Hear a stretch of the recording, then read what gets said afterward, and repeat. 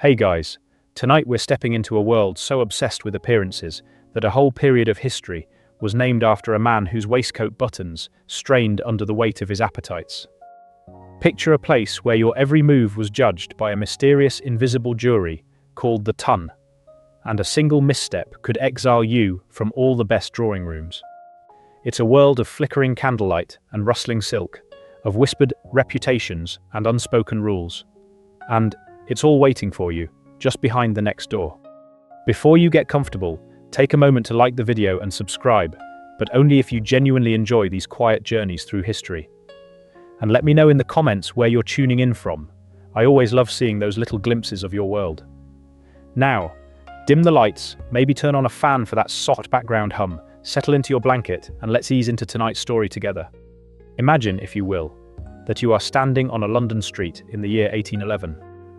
The air is cool and carries the faint, sweet smell of coal smoke mixed with something less pleasant. The mud of the street, perhaps, or the distant tang of the Thames. You're wearing your finest evening clothes, the fabric stiff and unfamiliar against your skin, and your heart is beating just a little faster than usual, because tonight, you are about to step into a world that is both dazzling and terrifying.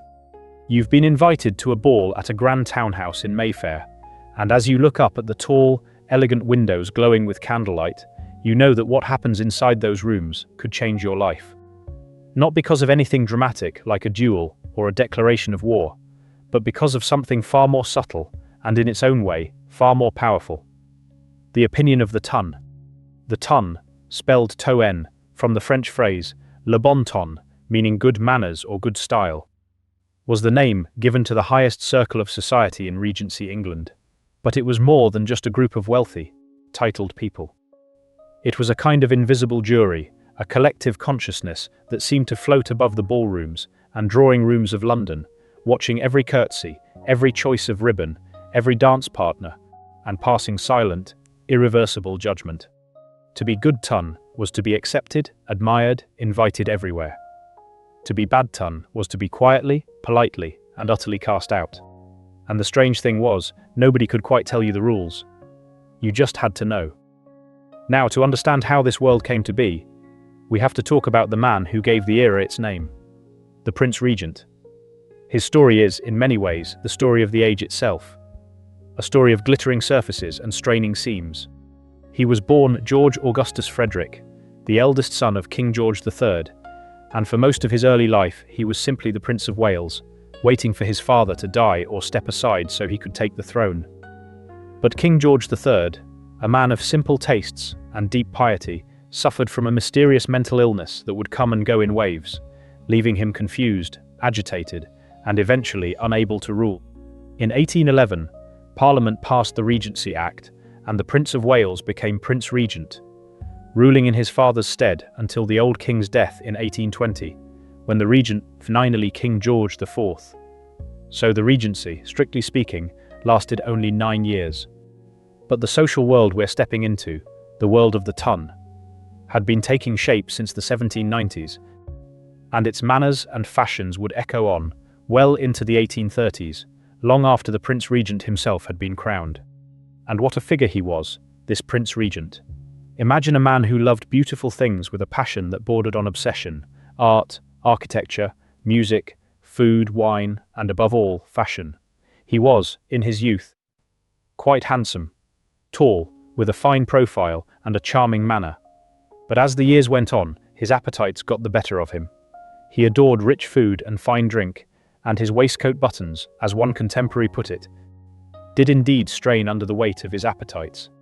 By the time he became regent, he was a large man, corseted and padded, to maintain some semblance of the elegant figure he had once cut, and yet he set the tone for the entire era.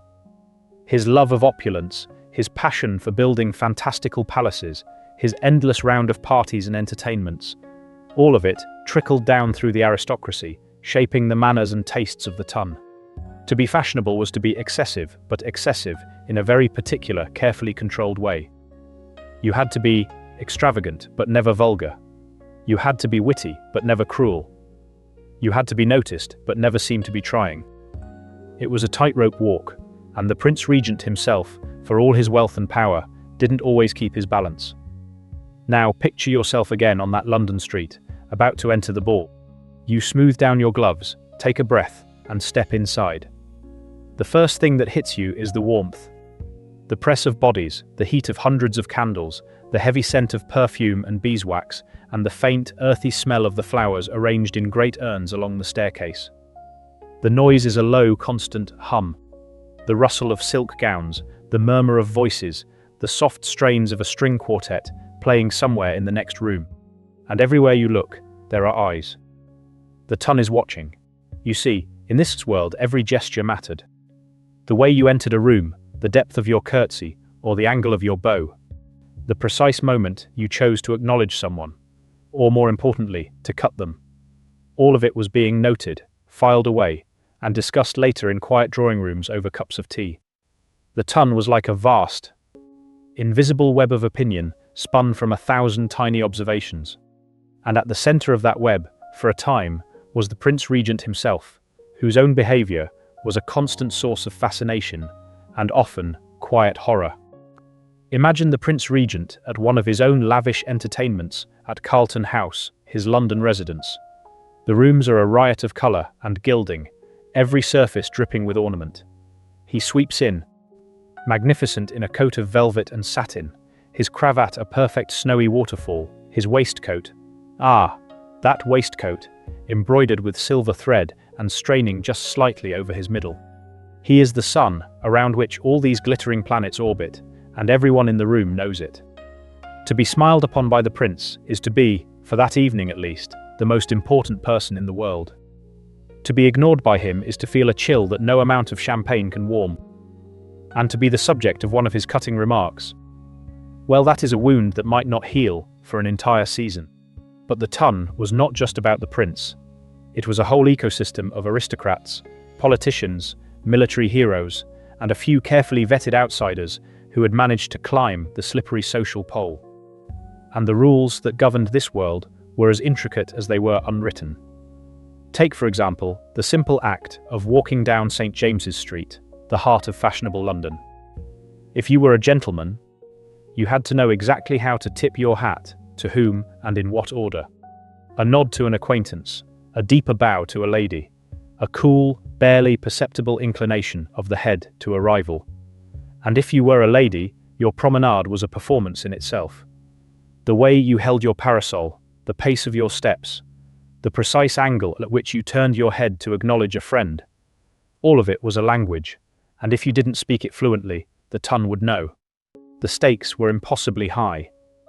To be good ton was to be invited to the right parties, to have your name mentioned in the right circles, to secure the right marriage for your children. It meant your daughters would have their pick of eligible suitors, your sons would find patrons to advance their careers, and your own reputation would be a kind of currency you could spend for the rest of your life. But to be bad ton, oh, that was a different story. A single misstep could do it. Perhaps you wore a gown that was too daring, or not daring enough. Perhaps you laughed too loudly at a joke, or danced with the wrong partner, or were seen leaving a room with someone you shouldn't have. Perhaps you simply committed the unforgivable sin of being boring. Whatever the cause, the result was the same. The invitations would stop. The nods on St. James's Street would become a little cooler, a little more distant. The drawing room doors that had once swung open so readily would remain firmly, politely shut. And you would find yourself on the outside, looking in at a world that had already forgotten you existed. It's hard to overstate how terrifying this was, because the ton was not just a social club. It was the entire world that mattered. There was no alternative.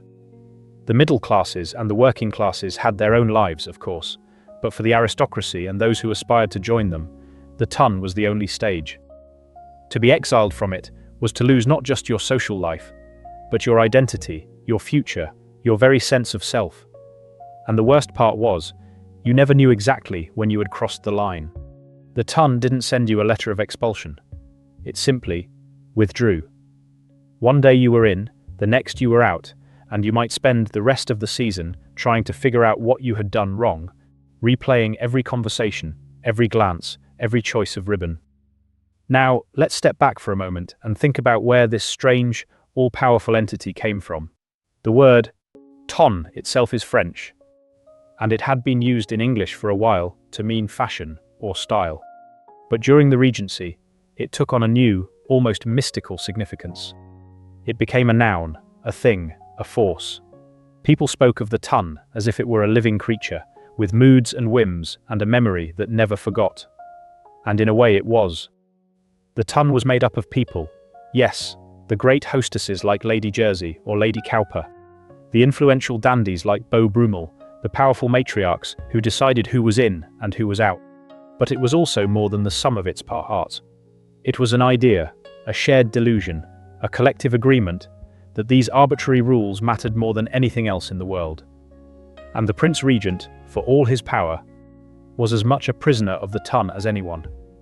He craved its approval, even as he flouted its rules.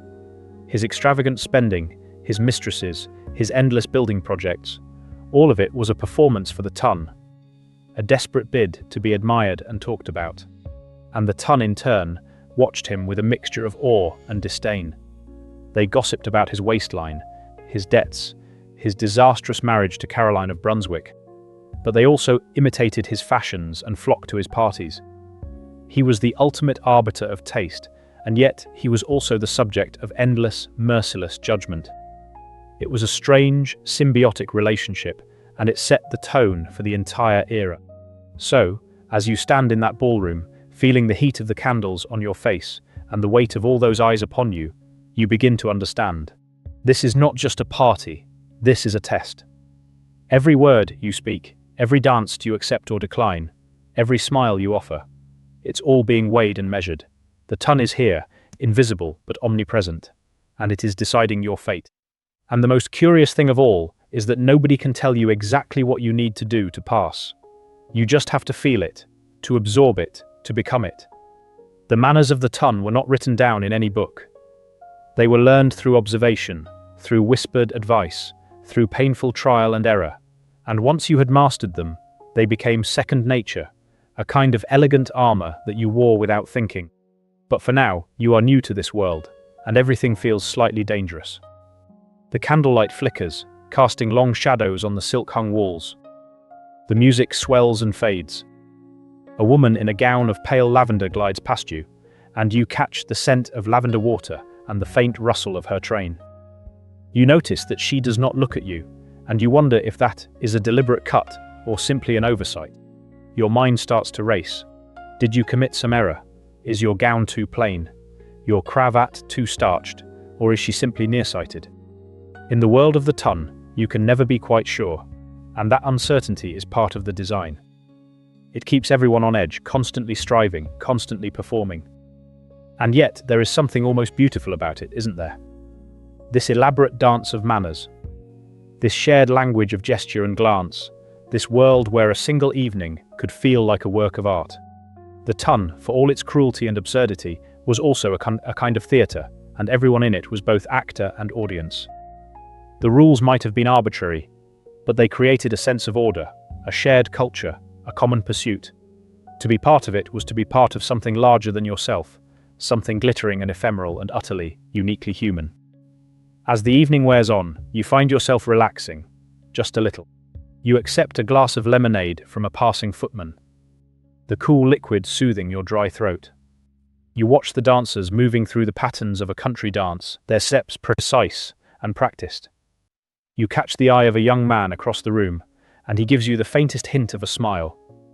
Not enough to be forward, just enough to be intriguing. And you realize that, for all its terrors, the ton also offers moments of genuine connection, of shared laughter, of the simple pleasure of being in a beautiful room with beautiful people.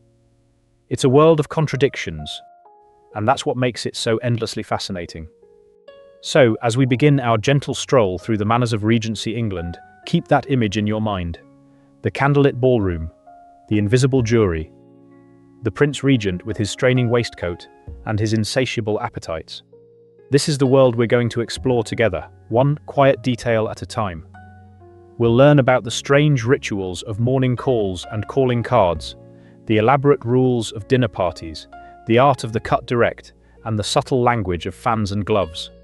But for now, Just breathe in the scent of beeswax and roses, feel the warmth of the fire on your face, and let yourself be carried back to a time when a single misstep could exile you from all the best drawing rooms, and a well-timed compliment could make you the toast of the town. The ton is waiting, and it has so much to teach us about the strange, beautiful, and utterly human art of belonging. Imagine, if you will, that you are a young lady of good family, but not perhaps the most dazzling fortune, arriving in London for the very first time in the early spring of 1813. The carriage has been jolting over rutted roads for hours. Your mother has been fussing with the ribbons of your bonnet, and outside the window, the sooty, honey-coloured stone of Mayfair is beginning to rise around you like the walls of a very elegant fortress. You are here, my dear, to be married. Or rather, you are here to be inspected, admired, and, with a little luck and a great deal of strategy, to receive an offer of marriage from a gentleman of suitable fortune and connections. This is the London season, the great marriage mart of the Regency, and you, forgive the indelicacy, are the goods on display. The house your family has taken for the next few months is narrow but fashionable, its drawing-room windows glinting in the pale March light. Within days, the quiet industry of the season will begin to hum around you. Dressmakers will be summoned, their mouths full of pins, their hands smoothing lengths of white muslin over your shoulders. White, always white for the debutante, a blank page upon which a gentleman might project his domestic fantasies. You will stand for fittings until your back aches, and your mother will discuss the cut of a sleeve, as though it were a matter of state, because in a way it is. A gown that is too dowdy will see you overlooked. A gown that is too daring will see you whispered about, and not in the right way. The sweet spot is a kind of artful simplicity, an innocence that suggests you know nothing of the world, even as every stitch is calculated to catch the light from a chandelier. Now, before you can step a single satin slipper into the most important rooms of the season, there is a hurdle to clear, a gate guarded not by dragons but by a small circle of women whose power was absolute, and, to the modern mind, almost incomprehensible. Picture a drawing room in a grand house on Berkeley Square, the curtains half drawn against the afternoon glare, and 6 or 7 ladies of high rank seated in a loose semicircle. These are the patronesses of Almack's assembly rooms, and in their gloved hands they hold the keys to the marriage market. Lady Jersey, whose sharp tongue was legendary, might be examining a list of names through her quizzing glass. Lady Cowper, serene and golden-haired, might be murmuring something to Lady Castlereagh. They are deciding, quite simply, who will be allowed to attend the weekly balls at Almack's, and who will not. A nod from one of them meant a voucher, a precious slip of paper that admitted you into those hallowed rooms on King Street. A frown, a hesitation, a memory of some slight your aunt gave Lady Sefton at a card party 3 years ago, and your name was struck through. You would spend the season watching other girls dance. Your only exercise a brisk walk in Hyde Park, your only music the rattle of carriage wheels. The power of these ladies is almost impossible to overstate. They were not elected, they were not paid, they simply were, by virtue of their rank and their formidable personalities, the arbiters of all that was desirable. And they enforced their rules with an iron will hidden in a kid glove. The most famous story, the one that still makes you catch your breath at its sheer audacity, concerns the Duke of Wellington. Picture him, if you will, the hero of Waterloo, the man who had faced Napoleon's cannons without flinching, the most celebrated soldier of the age. One evening, he presented himself at the doors of Almack's, perhaps trifle late. The rules, you see, were as unyielding as the patronesses themselves. The doors closed at 11 o'clock sharp, and not a soul was admitted after. Wellington arrived at 7 minutes past the hour, still in his evening clothes, perhaps still smelling faintly of gunpowder and glory. The footman at the door, a man whose entire authority derived from a piece of pasteboard, looked at the Duke of Wellington, the saviour of Europe, and said, with that particular blank courtesy of a well-trained servant, that he was sorry, but the doors were closed. The Duke, it is said, stood for a moment in the rain, on King Street, the water darkening the shoulders of his coat, and then simply turned and walked away. Even the Iron Duke could not bend the rules of Almack's. That, more than any treaty or battle, tells you where true power lay in Regency London. But let us return to you, standing at the threshold of those same assembly rooms, your voucher safely in hand, your heart beating a little too fast beneath the white muslin. The rooms themselves were famously unimpressive. The floors were scrubbed but plain, the walls decorated with little more than a few looking glasses and some tired drapery. The refreshments consisted of weak lemonade and dry biscuits. And yet, to be inside on a Wednesday night, when the most exclusive balls were held, was to stand at the very pinnacle of the social world. The air was thick with the scent of beeswax candles and the faint, clean smell of orange peel, which was rubbed along the floors to make them less slippery for dancing. You can almost hear the rustle of silk as the chaperones settle into their chairs along the walls, their eyes like a flock of watchful birds, missing nothing. A chaperone was not merely a companion. She was a living alarm system, a walking, talking guarantee of a young lady's virtue. Her presence in the room meant that every conversation was monitored, every glance accounted for, every touch between ungloved hands a potential scandal. A young lady simply did not move through the world without one, and if her chaperone had a reputation for strictness, so much the better for her reputation. The dancing would begin, and here, in the intricate steps of the quadrille, we find a perfect metaphor for the whole delicate machinery of Regency courtship.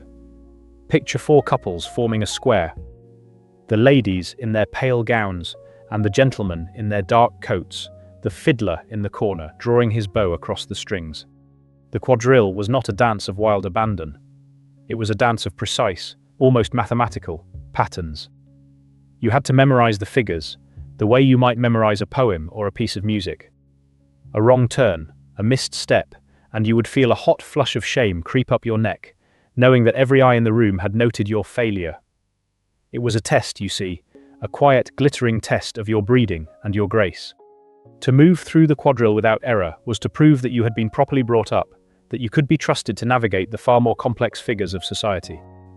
And while you danced, you might exchange a few words with your partner, a murmured comment about the heat of the room or the skill of the musicians. And in those few words, a whole future could begin to take shape. But then, in about 1814, something happened that sent a shockwave through those sedate assembly rooms. A new dance arrived, a dance from the continent, and it was called the waltz. Now, you must understand that, until this moment, all respectable dancing had been done at arm's length, with couples facing each other only in the patterns of a group. The waltz was different. The waltz required a gentleman to place his hand upon a lady's waist. He held her other hand, and they turned, face to face, in a closed hold, spinning around the room in a way that was, to the eyes of the older generation, almost indecent. Picture the collective gasp of 100 matrons as the first couple dared to waltz at Almack's. You can almost feel the air leave the room, the fans pausing mid-flutter, the chaperones leaning forward in their seats. The gentleman's hand, scandalously firm on the small of the lady's back, the swirl of her muslin gown as they turned, the intimacy of their shared orbit. It was whispered that the waltz was a dance for married people, or, worse, for people who ought to be married. To see a young, unmarried girl spinning in a gentleman's arms was to witness something dangerously close to a public embrace. And yet the waltz was also beautiful. A floating, dreamlike motion that made the old country dances seem stiff and childish. It was the future, turning in a candlelit room, and even the patronesses, after a suitable period of frosty disapproval, had to relent. While the young people danced, the machinery of the marriage market hummed on. A young lady's value was not, of course, measured only in her dancing. She was expected to possess a whole catalogue of accomplishments, a checklist for marriageability that had been drilled into her since the nursery. Imagine the nervous flutter in a debutante's stomach as she is led to the pianoforte in a crowded drawing room after dinner. Her watercolors have already been passed around, little landscapes and flower studies, their pale washes scrutinized by a dozen critical eyes. Her embroidery, a fire screen perhaps, with its tiny, even stitches, has been admired with that particular tone of voice that can mean either genuine praise or polite dismissal. Now she must play and sing. Her hands, slightly damp, settle on the ivory keys. The piece is probably by Haydn or maybe a simple air by Thomas Moore. Nothing too ambitious, for a display of virtuosity was considered unfeminine. The goal was not to dazzle, but to please, to show that you could provide a lifetime of pleasant, unthreatening music in a quiet drawing room. As she plays, her future hangs on those few notes. A wrong chord, a voice that wavers, and the gentleman at the back of the room might exchange a glance. A perfectly executed trill, a sweet, clear tone, and a young man might find himself suddenly, unexpectedly, in love. She must also speak French, of course, though with a careful avoidance of any truly Parisian slang, and carry herself with a grace that suggested she had never in her life tripped on a stair or slouched in a chair. It was an exhaustive list, and the pressure of it could make a girl's smile a little fixed by the end of her first season. And if the first season did not yield a proposal, there was always the second, and the third. Picture the tired eyes of a girl in her third season, her gown still white, but perhaps trimmed with a little more silver, a little more desperation. Her smile is practiced, her conversation polished to a high shine, but there is a knowledge in her gaze now, a quiet understanding of the odds. Her mother whispers gently, "Stand up straight, dear, Lord Wrotham is looking this way." And she obeys, because what else can she do? To fail in the marriage mart was not a loud tragedy. It was a slow, quiet fading, a retreat to a smaller house in the country, a life of making herself useful to married sisters, of being called poor dear thing in sympathetic murmurs. The stakes were very real, and they gave every waltz, every quadrille, every cup of tepid lemonade, a faint metallic taste of urgency. But London was not the only stage for this grand performance. As the season wound down, and the streets of Mayfair grew dusty and hot, the ton would decamp to Bath, that elegant spa town in the west of England, where the pursuit of health and the pursuit of a spouse mingled as easily as the waters of the hot springs. Imagine arriving in Bath, the carriage clattering over the pale, honey-coloured stone of Pulteney Street, the air smelling faintly of minerals. The centre of social life was the pump room, a long, high-ceilinged hall where a pumper in a tricorn hat would hand you a glass of the famous water, warm and sulphurous, with a taste that can only be described as rotten eggs made polite. You can almost feel the glass in your hand, the warmth of it, the way you had to sip it slowly while making conversation, pretending it was not utterly vile.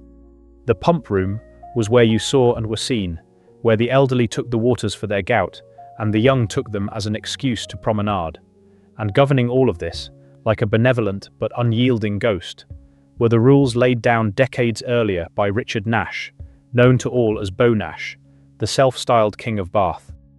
Though he had died long before the Regency, his spirit still dictated the rhythms of the town. Picture his legacy, a set of ironclad rules that persisted in the assembly rooms.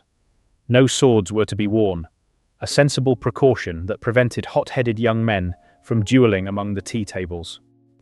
No private parties were to draw people away from the public assemblies, for the whole point was to mix, to mingle, to create one glittering, unified society, and, most strikingly, a lady could not refuse a gentleman's invitation to dance, unless she was already engaged for that set.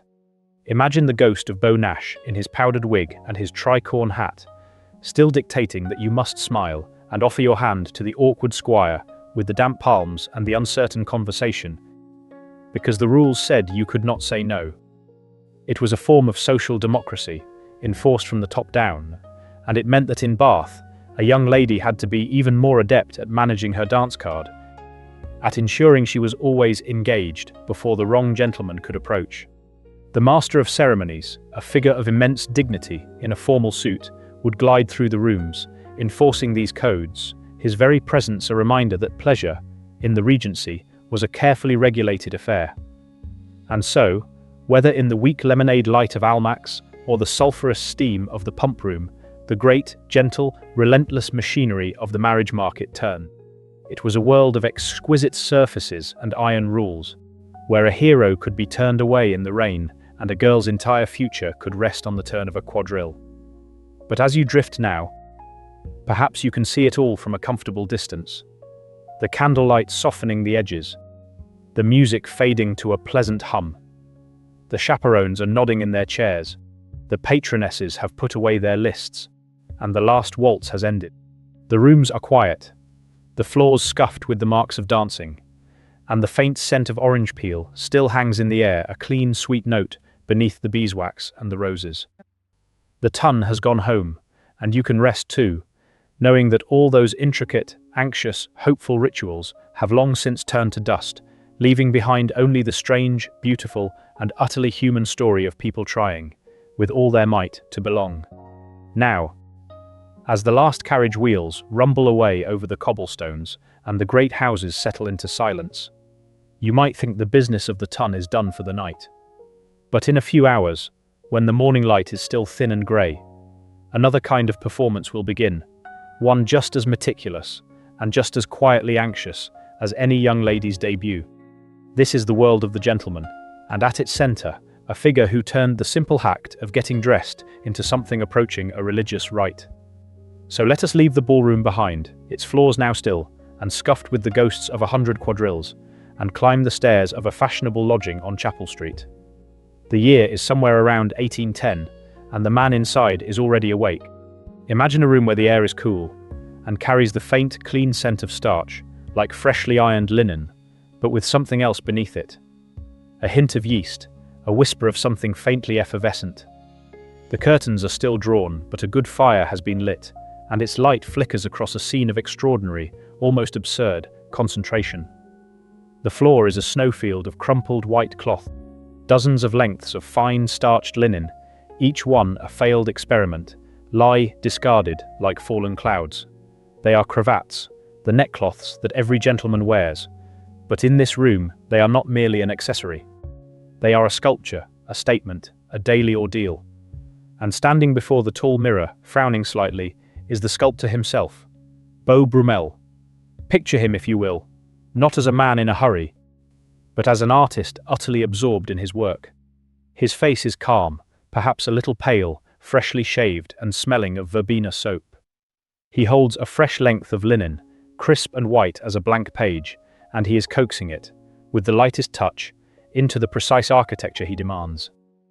This is not vanity, or not merely vanity. It is a kind of philosophy, a belief that the highest elegance lies in being so perfectly, unobtrusively correct that no one can possibly find fault. And the cravat is the cornerstone of this philosophy. It must be immaculate. It must appear effortless, even though it has taken, on some mornings, the better part of an hour to achieve. The floor tells the story of that effort, a soft, silent testimony to the dozens of starched cloths that were judged, with a slight shake of the head, to be unworthy. A crease too deep, a fold too sharp, a dimple that refused to sit just so. Each one was torn off and cast aside, a little white ghost of perfectionism. You can almost hear the quiet sounds of the room, the soft rustle of linen, the gentle clink of a porcelain basin, and perhaps, if you listen very carefully, the faint, distinctive pop of a champagne bottle. But this bottle is not for celebration, not for toasting the Prince Regent or a winning hand at cards. No, this champagne has a more practical, almost sacred purpose. Brummel's valet, a patient, long-suffering man whose hands must have been perpetually chilled, pours a small amount of the sparkling wine into a shallow dish. The linen is dabbed, ever so lightly, into the liquid. The champagne, you see, stiffens the folds of the cravat just so, giving it a crispness that mere starch cannot achieve.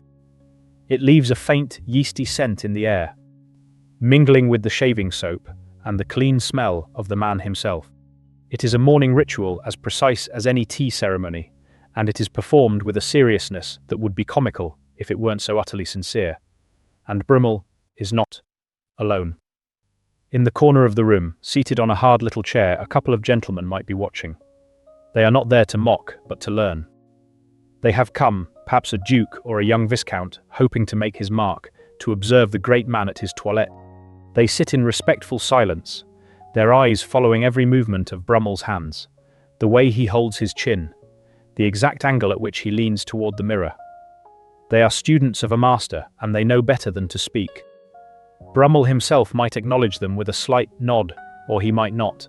His attention is entirely on the linen, on the slow, deliberate creation of the perfect knot. The style might be the waterfall, a cascade of crisp white folds tumbling down toward his chest, or perhaps the more severe mathematical, with its precise, angular pleats that look as though they were measured with a ruler. There was also the trône d'amour, a style so intricate and romantic it seemed to require a steady hand and a poet's heart.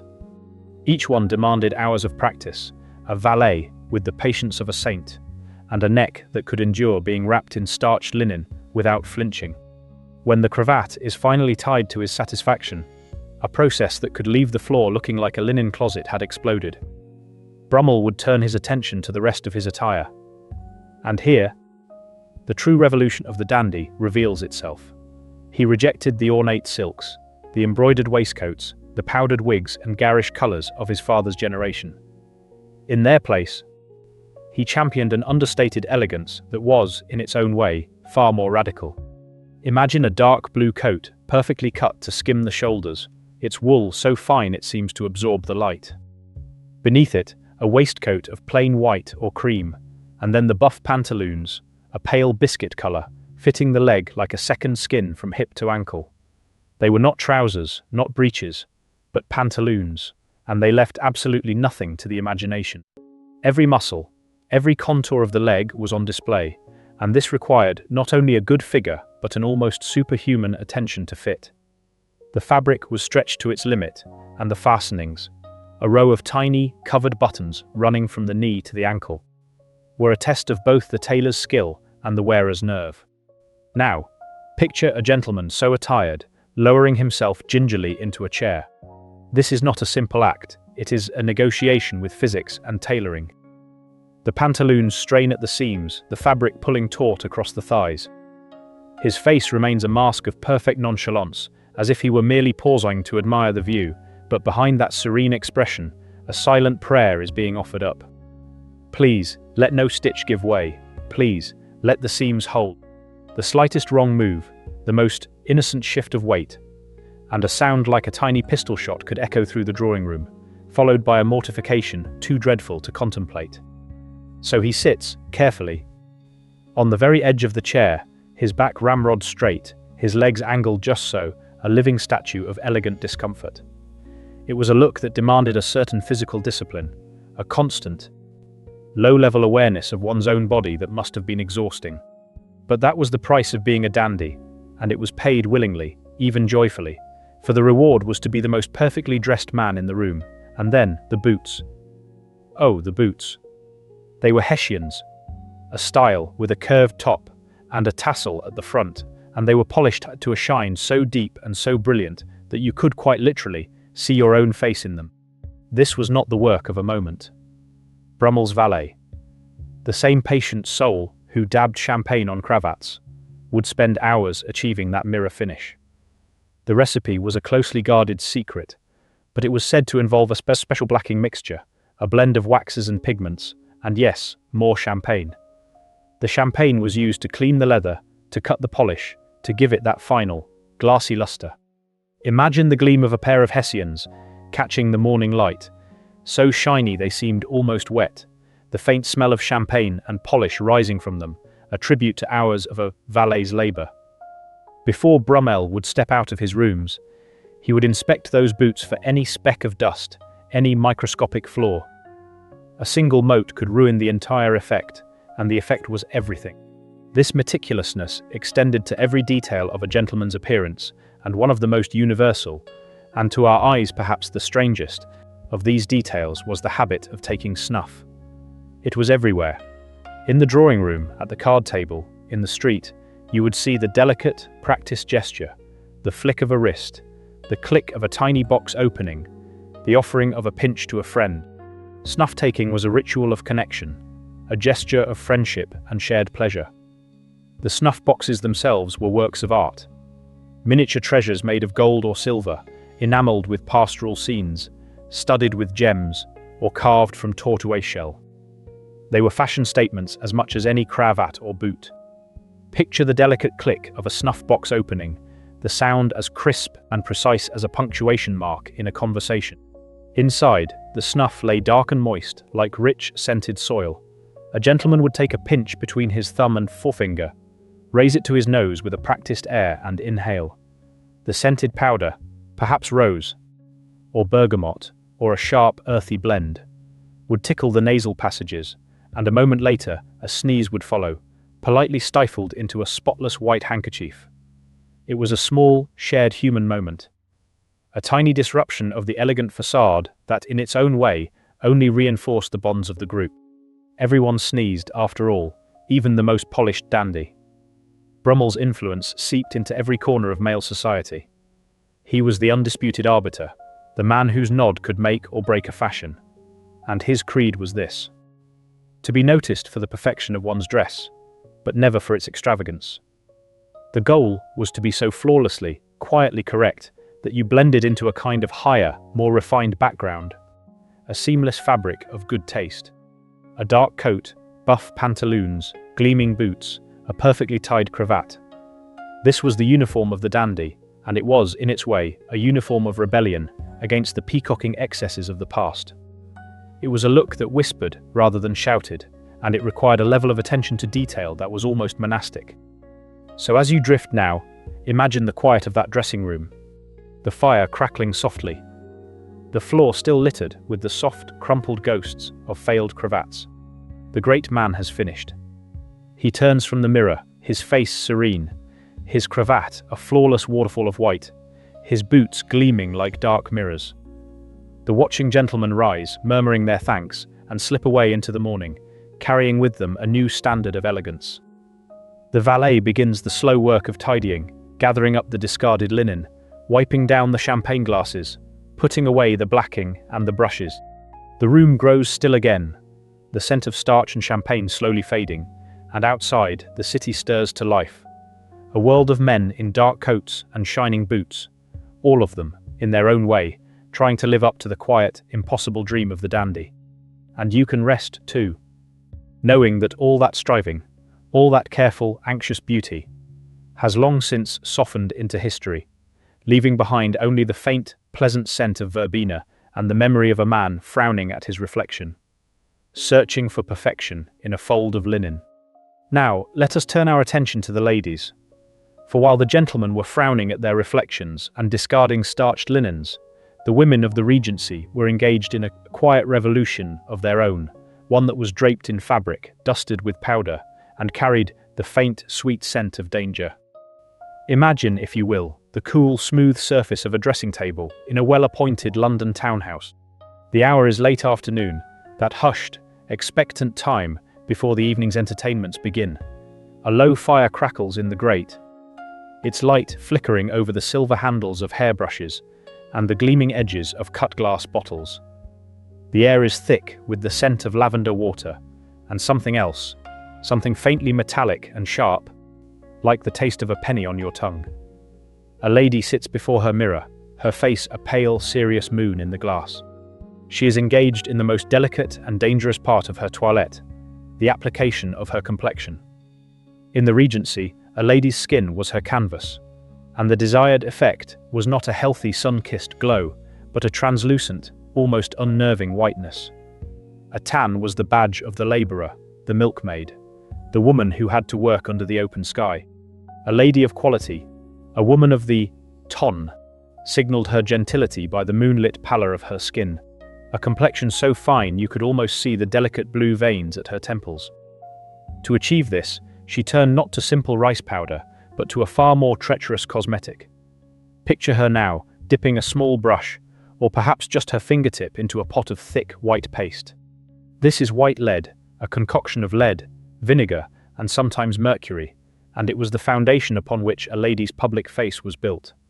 She dabs it carefully onto her cheeks, her forehead, her chin, blending it down her neck to ensure no unsightly line betrayed the artifice. The faint metallic scent we noticed earlier is the smell of the poison itself. A toxic cloud she breathes in with every careful stroke, a slow sacrifice at the altar of beauty. She knows, in a distant, unspoken way, that this paste will eventually ruin the skin it is meant to adorn, etching lines and causing a sallow greyness that demands even more powder to conceal. But that is a worry for another day, a distant, shadowy future. Tonight there is a ball, and she must be as pale and luminous as a pearl. With her complexion now a flawless, deadly white, she turns to the next ritual, the application of colour. But this, too, is a study in restraint. A Regency lady did not paint her face with the bold, theatrical strokes of a courtesan. Her rouge was to be a whisper, not a shout. The most fashionable women often used no manufactured rouge at all, relying instead on a far more natural, if slightly painful, method. You might see her now, leaning closer to the mirror, reaching up to pinch her cheeks. Hard. Between thumb and forefinger, rolling the skin slightly to bring a rush of blood to the surface. A few sharp pinches and a perfectly natural, fleeting bloom appears, a blush that looks as if it has risen from within, a sudden warmth of modesty or pleasure. If a lady did resort to a pot of rouge, it was a substance made from crushed safflowers or carmine, and it was applied with the utmost secrecy and a feather-light touch, just a dab on the apples of the cheeks, never in bright, circular dollops. The goal was the illusion of health, not the obvious confession of artifice. The overall effect, with the stark white lead and the faint, pinched blush, was a kind of delicate, ethereal fragility, a beauty that seemed to be holding its breath. And now, the gown. The silhouette of the Regency was a dramatic departure from the wide, hooped skirts and stiffly boned bodices of the previous century.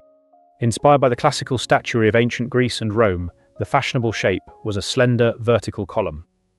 The waistline rose dramatically, ending just under the bust, and the fabric fell from that empire line in a simple, soft cascade to the floor. The material of choice was muslin, a fine, almost transparent cotton weave imported from India. It was light, it was airy, and it was utterly scandalous.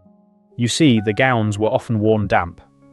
A lady might, with the help of her maid, lightly spray her dress with water, or even wear it while it was still slightly wet from laundering. The moisture made the thin fabric cling to the body, outlining the legs and the curves of the hips in a way that was both neoclassical and deeply, provocatively revealing. Imagine the sensation as you descend from your carriage on a cool evening, the damp muslin pressing against your thighs, a shiver running through you as a draft from the open ballroom doors catches the fabric. The gown, which in a dry state might have floated ethereally around you, now becomes a second's skin, a Grecian drapery that reveals as much as it conceals. It was a fashion that left very little to the imagination.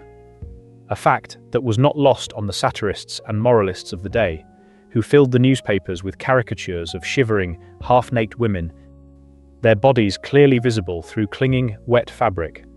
But for the lady wearing it, the sensation was one of daring modernity, a cool, liquid whisper of fabric against her skin that made the heavy brocades and stiff silks of her mother's generation seem like relics from a bygone age.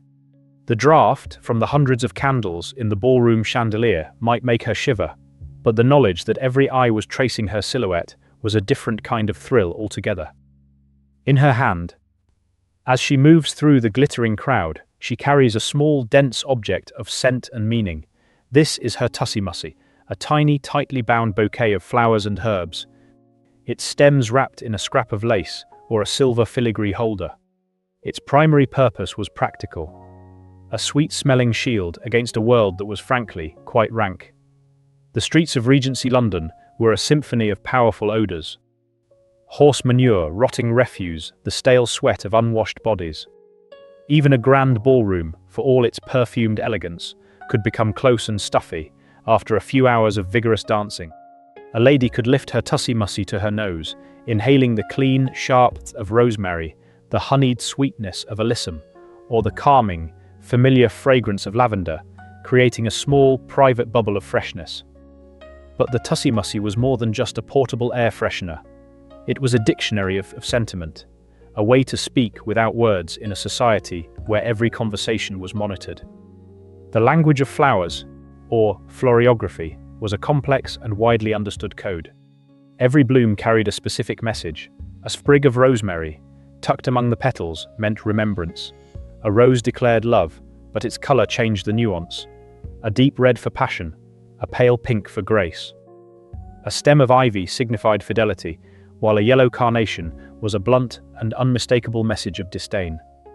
Imagine the quiet, coded conversations happening all around a ballroom, a gentleman receiving a seemingly innocent posy from a lady's gloved hand, only to find a sprig of mint, which meant suspicion, hidden among the sweet William. The tussie-mussy was a secret whispered in scent and colour, a delicate, fragrant weapon in the intricate dance of courtship and social manoeuvring. But life in the Regency was not all candlelight and coded bouquets.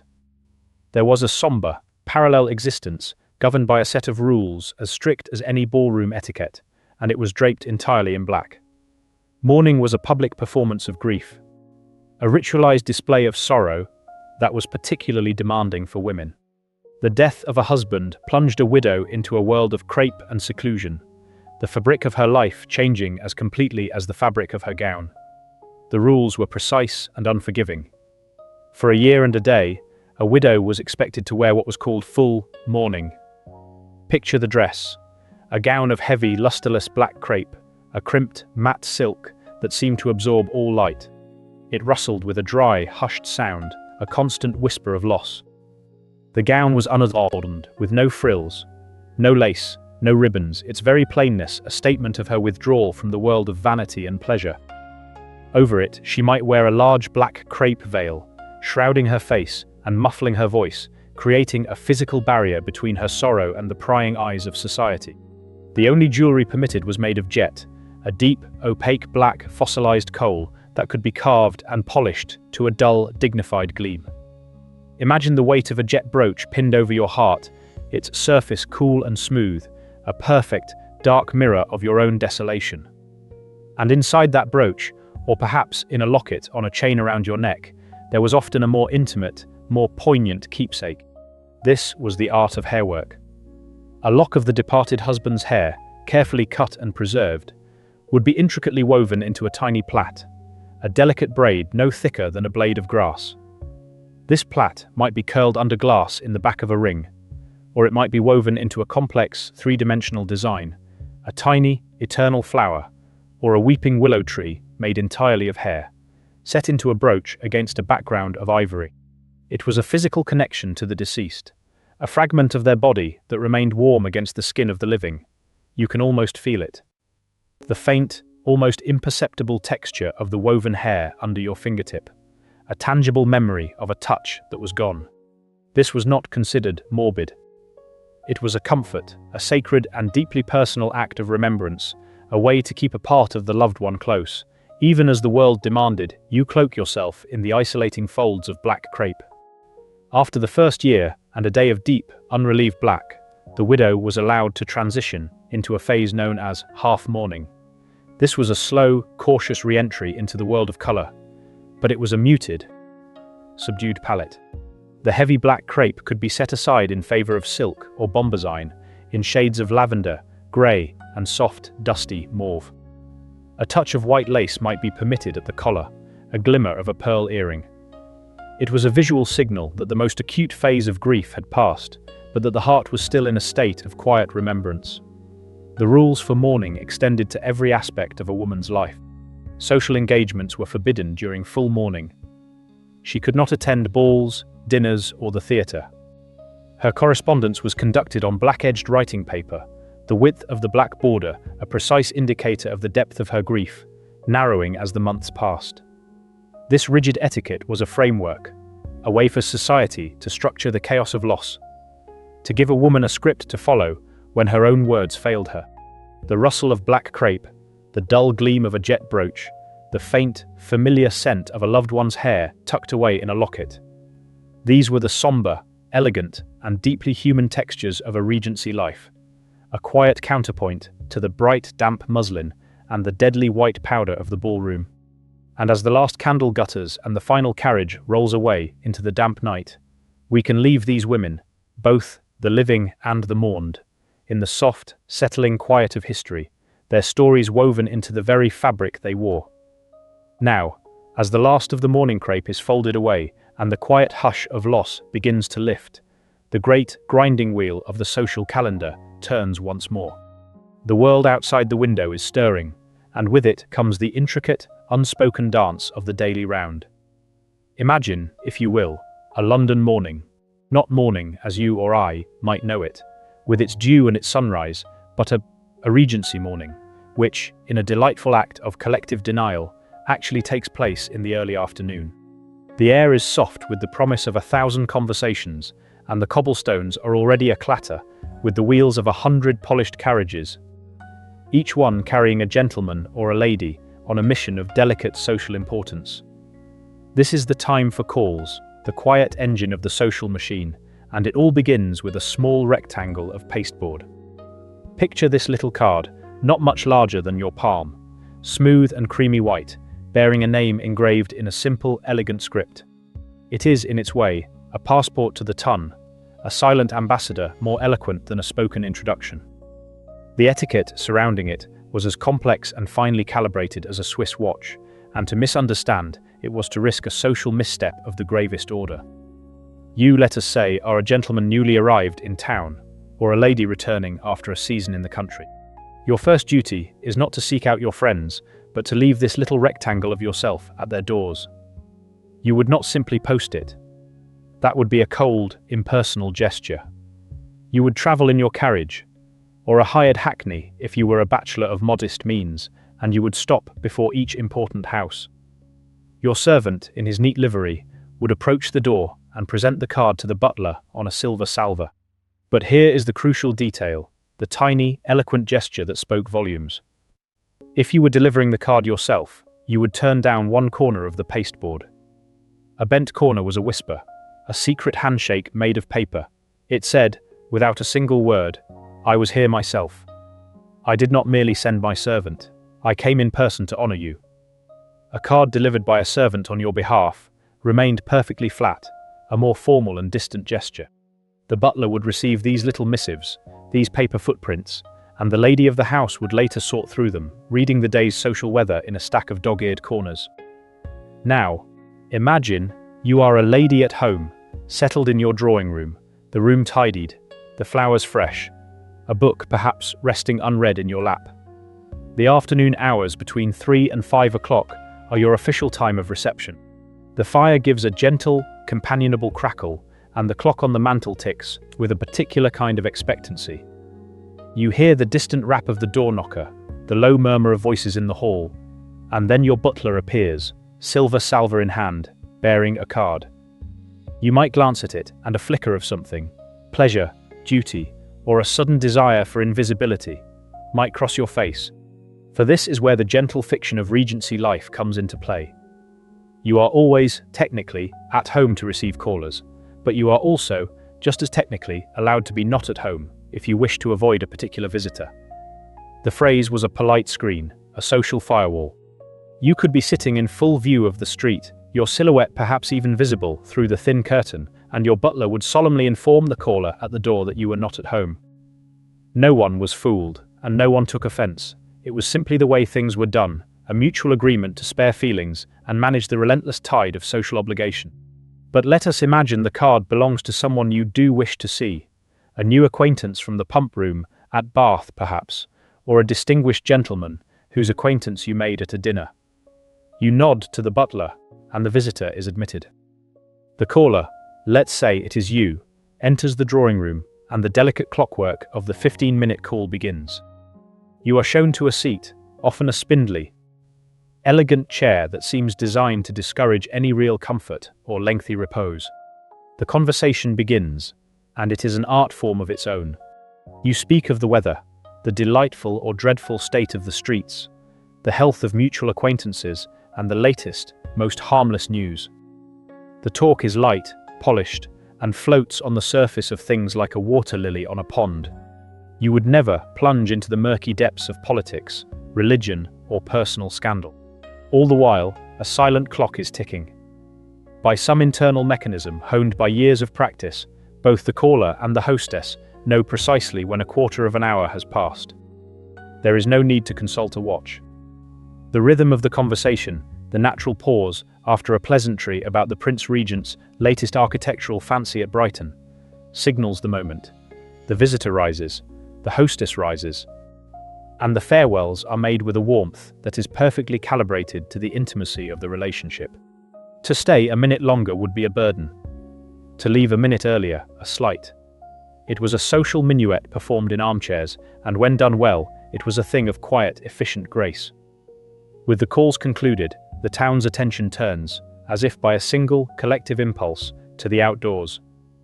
The setting for the next act of the day is Hyde Park, and the hour is 5 o'clock. The air is cooling, The long shadows of the plane trees stretch across the grass, and a particular stretch of road becomes the most fashionable thoroughfare in the world.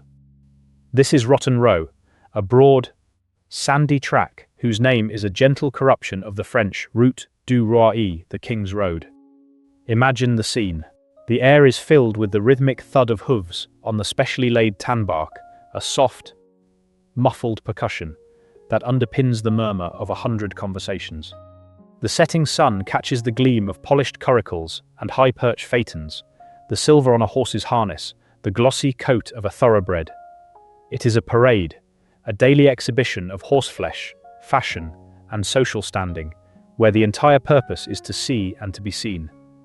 The ton rides in a slow, elegant circuit, nodding to friends, assessing rivals, and cementing their place in the visible hierarchy of the world. For a gentleman, this promenade was a field of delicate negotiation. You might be mounted on your finest horse, your boots gleaming with that famous champagne and blacking shine, your coat fitting with the impeccable, understated elegance that Brummel had decreed. You might spot a lady you admire, seated in an open barouche with her mother or a chaperone, but you cannot simply ride up to her. To do so would be a breach of decorum so profound it would set tongues wagging for a week. You must wait. You must guide your horse at a respectful distance, your heart perhaps beating a little faster than the gentle trot warrants. And you must watch for the signal. The power in this outdoor ballroom rests entirely with the lady. She must acknowledge you first. It is a delicate nod, a slight inclination of her head, a momentary meeting of the eyes over the rim of a parasol. It is a gesture so subtle it might be missed by anyone not watching with the intensity of a hawk, but to you, it is a beacon. Only then, and not a second before, may you guide your horse to the side of her carriage, remove your hat, and enter into conversation. The thud of hooves on tanbark becomes the soundtrack to a courtship conducted in plain sight, a dance of approach and retreat as carefully choreographed as any quadrille. As the sun dips lower and the promenade disperses, the carriages do not return home to rest. They are merely pausing, for the evening holds a different kind of social trial, one that celebrates a very peculiar form of success. The night's entertainment might be a rout, and to understand a rout, you must first set aside any modern notion of a pleasant party. Picture yourself, instead, arriving at a handsome townhouse, the windows ablaze with candlelight. You alight from your carriage, already hearing a distant, muffled roar, like the sea trapped in a shell. You ascend the stairs, and the sound grows, a dense wall of human noise. The door opens, and you are met not with a welcoming hallway, but with a solid, warm, perfumed, and almost impassable wall of people. This is the sad crush, and it is the hostess's greatest triumph. A rout was designed to be overcrowded. The goal was to pack as many of the right people into as few rooms as possible.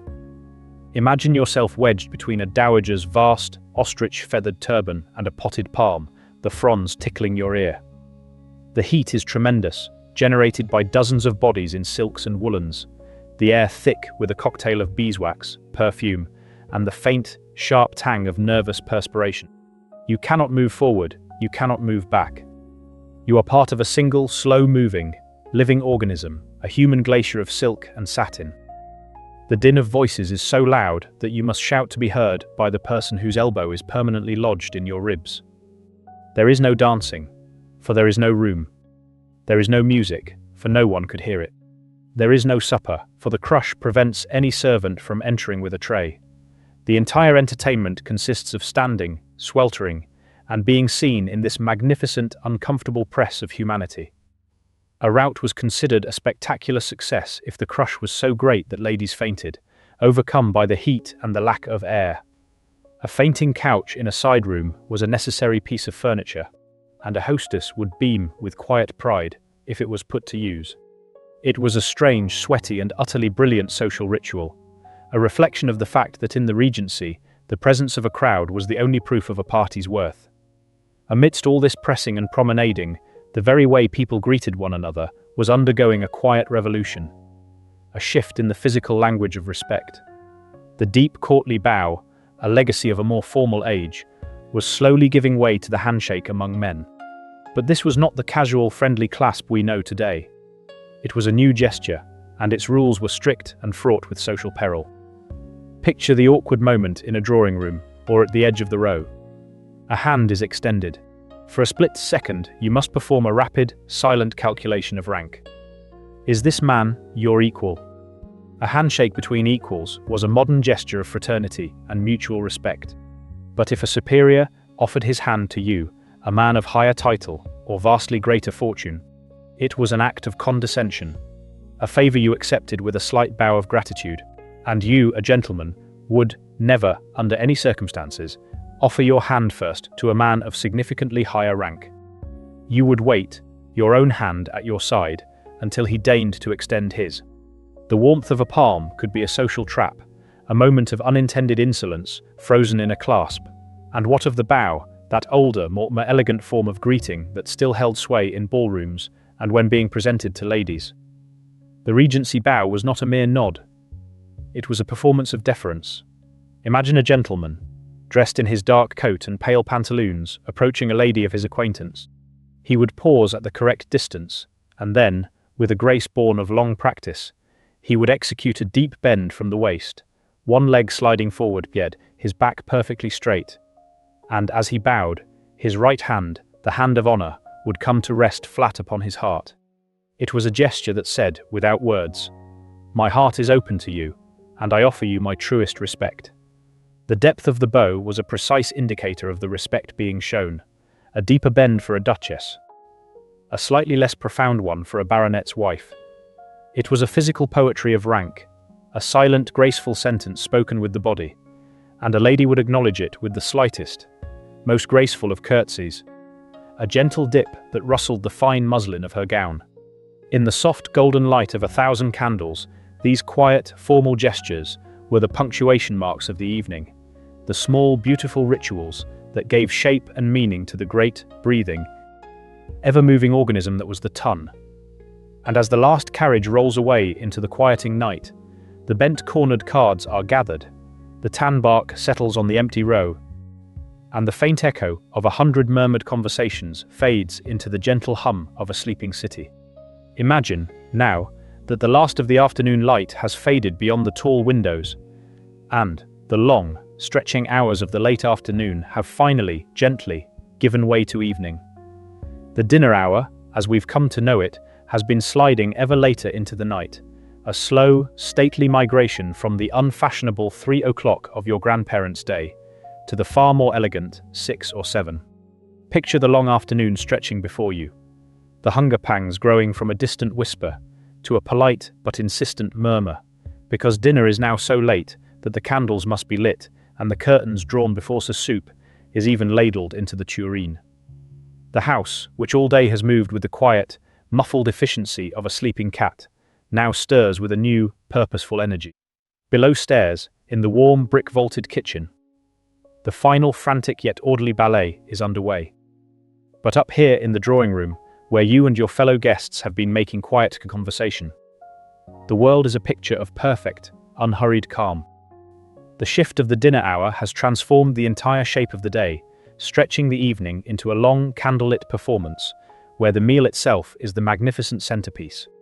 The door opens, not with a creak, but with a silent, oiled glide, and the butler, a figure of immense gravity, appears. He does not speak, but simply catches the eye of the hostess and gives the smallest, most discreet of nods. It is the signal. The ladies and gentlemen pair off, not by attachment, but by a silent, rapid calculation of rank, and you offer your arm to the lady you are to escort, feeling the light pressure of her gloved fingers on your sleeve. You process into the dining room, and the first thing that strikes you is the light. A warm, dancing glow from the chandelier, and the candelabra placed down the long, gleaming mahogany table, catching the facets of crystal glasses and the deep, liquid shimmer of silver. And the second thing is the sheer, breathtaking spectacle of the table itself. It is a landscape of abundance, a topography of silver domes and elegant china, arranged with a precision that feels almost architectural. This is the two-course dinner, but do not be fooled by the word course. Each course is a parade, a procession of many dishes, all placed on the table at once in a perfect, rigid symmetry. A tureen of soup at one end is mirrored by another at the far end. A haunch of venison is balanced by a roasted saddle of mutton. A dish of stewed carp finds its twin across the gleaming expanse. The air is thick and rich, a complex weave of scents. The deep, gamey aroma of the venison, the savoury perfume of a turtle soup, the sweet floral hint of a blancmange waiting under its silver dome. You discreetly eye the dish that sits directly in front of you, a quiet, private hope rising in your chest that it is something you like, for the rules of this particular game are absolute. You are expected to serve yourself from the dish nearest to you, and to offer it to your neighbours. Asking for something to be passed from the other end of the table is simply not done. It would disrupt the perfect, balanced choreography of the meal. Now, as you take your seat, the linen napkin unfolding across your lap, you become aware of the silent, statuesque figures standing behind the chairs. These are the footmen, and their presence is a crucial part of the evening's theatre. A household status, you see, depends not just on the food, but on the number and appearance of its footman. Picture one now, standing behind your chair, resplendent in his livery, perhaps a deep blue coat with silver buttons, and a powdered wig that is, if you look very closely, just slightly askew. He is chosen, quite deliberately, for his height and for the shapely turn of his calves, displayed to great advantage in his silk stockings. He is a living piece of decor, a silent, breathing statue whose job is to be seen and not heard, to move with a ghost's grace, removing a dome here, pouring a glass of wine there, his face a perfect, expressionless mask. You can almost feel the quiet pride of the hostess in her well-matched set of footmen, their synchronized movements a silent tribute to the order and refinement of her house. The first dome is lifted, and a curl of fragrant steam rises from the soup tureen before you. It is a delicate, creamy white soup, perhaps, or a clear, amber consommé.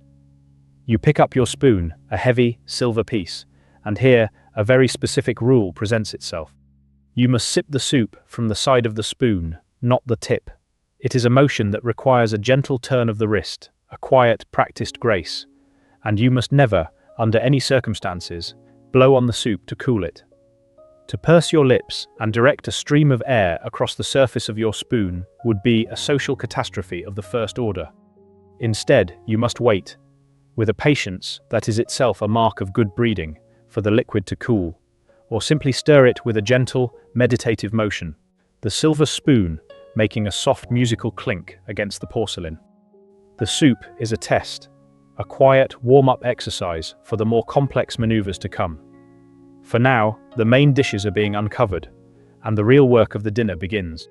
You turn your attention to the dish before you, perhaps a platter of roasted fowl, and you pick up your knife and fork. The fork, you might be interested to know, is still a relatively new arrival at the English table, and its use is governed by a style that feels, to our modern sensibilities, like a delicate, intricate dance. This is the zigzag method. Picture the delicate clink of silver as you navigate this quiet choreography. You hold the fork in your left hand, tines pointing down, and you use it to secure a piece of meat on your plate. With your right hand, you take up your knife, and notice for a moment, the knife itself. Its end is rounded, blunt, like a butter knife. This is no accident. Sharp points were considered dangerous and uncivilized at the table, a remnant of a rougher age. The rounded end knife is a symbol of refined, peaceful dining, a quiet promise that no stabbing will occur over the roasted pheasant. So, you cut a single, neat piece with your rounded knife. Then, the dance begins. You lay the knife down on the edge of your plate, switch the fork from your left hand to your right, and only then, with the tines now facing up, do you lift the morsel to your mouth. Cut, switch, lift. It is a slow, deliberate, three-part rhythm, a gentle, rocking cadence that paces the entire meal. All the while, of course, you are maintaining a flow of polite, effortless conversation with the person on your left, perhaps about the weather or the shocking state of the roads, your voice a low, pleasant murmur that never disturbs the general hum of the table. And there is one more quiet rule to remember, a small but significant point of etiquette concerning the salad. When a dish of fresh, crisp greens, perhaps dressed simply with oil and vinegar, is placed before you, you must never, ever cut the leaves with your knife. The reason is a practical one, born of a very specific material concern. The acid in the vinegar, you see, would tarnish the delicate silver blade of your knife, leaving a dark, unsightly stain. So, the salad must be folded, gently and skillfully, with your fork and a piece of bread, into a manageable parcel that can be lifted whole. It is a tiny, fiddly operation, a quiet test of dexterity performed under the soft glow of the candles. As the meal progresses, a silent language is being spoken on the very surface of your plate, a code understood by every watchful footman in the room. This is the cutlery code. When you pause in your eating, perhaps to take a sip of wine, or to make a particularly compelling point about the corn laws, you must place your knife and fork on the plate in a specific way. If you cross them, the fork over the knife, it is a silent message to the servant that you are merely resting, that your plate is not to be taken. But when you are finished, you lay them down side by side, parallel, the handles resting on the rim of the plate. Picture the discreet glance of a footman as you lay your silver down. The two parallel lines, a quiet, final message that your plate may be cleared.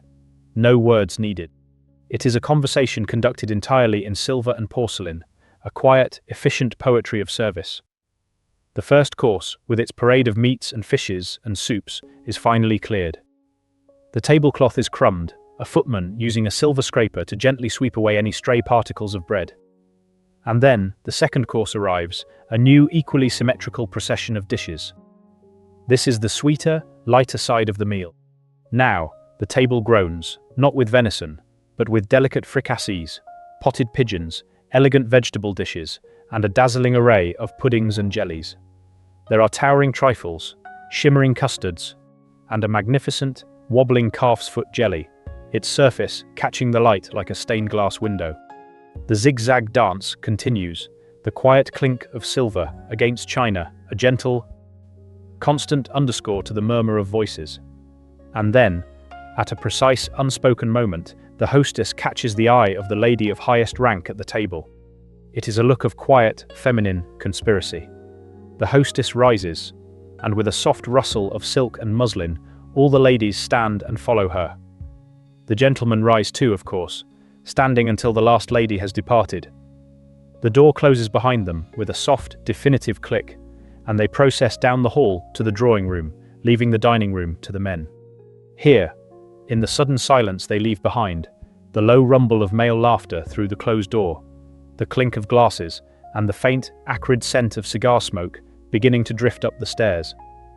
The ladies, meanwhile, sit in a quieter circle, the atmosphere instantly transformed. The grand performance of the dinner is over, and now a different, more intimate ritual begins. The gentlemen, left to their own devices, draw their chairs closer together. The decanter of port is placed on the table, and it begins its slow, stately, clockwise journey around the table. It is a sacred object, and to pass it, to the right, against the sun, is a breach of etiquette so profound it would cause a moment of stunned silence. The conversation deepens, the voices grow a little louder, the laughter a little freer. Risque stories are told, political arguments are waged, and toasts are proposed. To the king, to the Prince Regent, to the success of the hunt, to the beauty of the ladies who have just departed. This masculine interlude can last for an hour, or two, or even three, the port decanter making its endless, clockwise rounds, the room slowly filling with a blue haze of smoke. Back in the drawing room, a different kind of warmth is being kindled. The lady of the house does not ring for a servant to make the tea. To do so would be to miss the entire point. She brews it herself, and this is a mark of great honor and trust. Picture the scene. A silver urn, gleaming in the candlelight, is brought to a small dedicated table. The lady of the house, perhaps with the assistance of a favored guest, measures the fragrant, dark leaves of a bohea, or a gunpowder tea, into a delicate china pot. The steam curls from the spout of the silver kettle as she pours the just boiling water, the fragrant, slightly smoky scent of the tea filling the quiet room. Being asked to pour out is a significant social gesture, a sign that you are in the innermost circle of trust. To be the one to hand the first, perfectly filled cup to the Dowager Countess, the doyenne of the gathering, is a quiet triumph. The ladies sit, the delicate china cups warming their hands, and their conversation too turns to its own topics: the success of the dinner, the latest fashions, the intricate fascinating web of social alliances and engagements. The two worlds, masculine and feminine, spin in their separate orbits for a time, the low rumble of laughter a distant, muffled counterpoint to the gentle clink of teacups. Eventually the door opens, and the gentlemen, perhaps a little flushed, a little louder than before, rejoin the ladies. The tea things are cleared, and perhaps a card table is set up for a quiet game of whist. The evening stretches on, soft and golden, a long, slow unwinding of formality.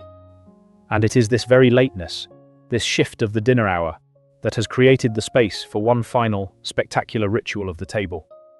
Think now of a grand ball, the kind that begins at 10 o'clock at night. The dancing, the flirting, the intricate steps of the quadrille go on for hours. And then, as the clock approaches midnight, a new energy stirs in the house. The doors to the supper room are thrown open, and the jaded dancers descend upon a table that is a vision of late-night splendor. This is the lavish midnight supper. Imagine the scene.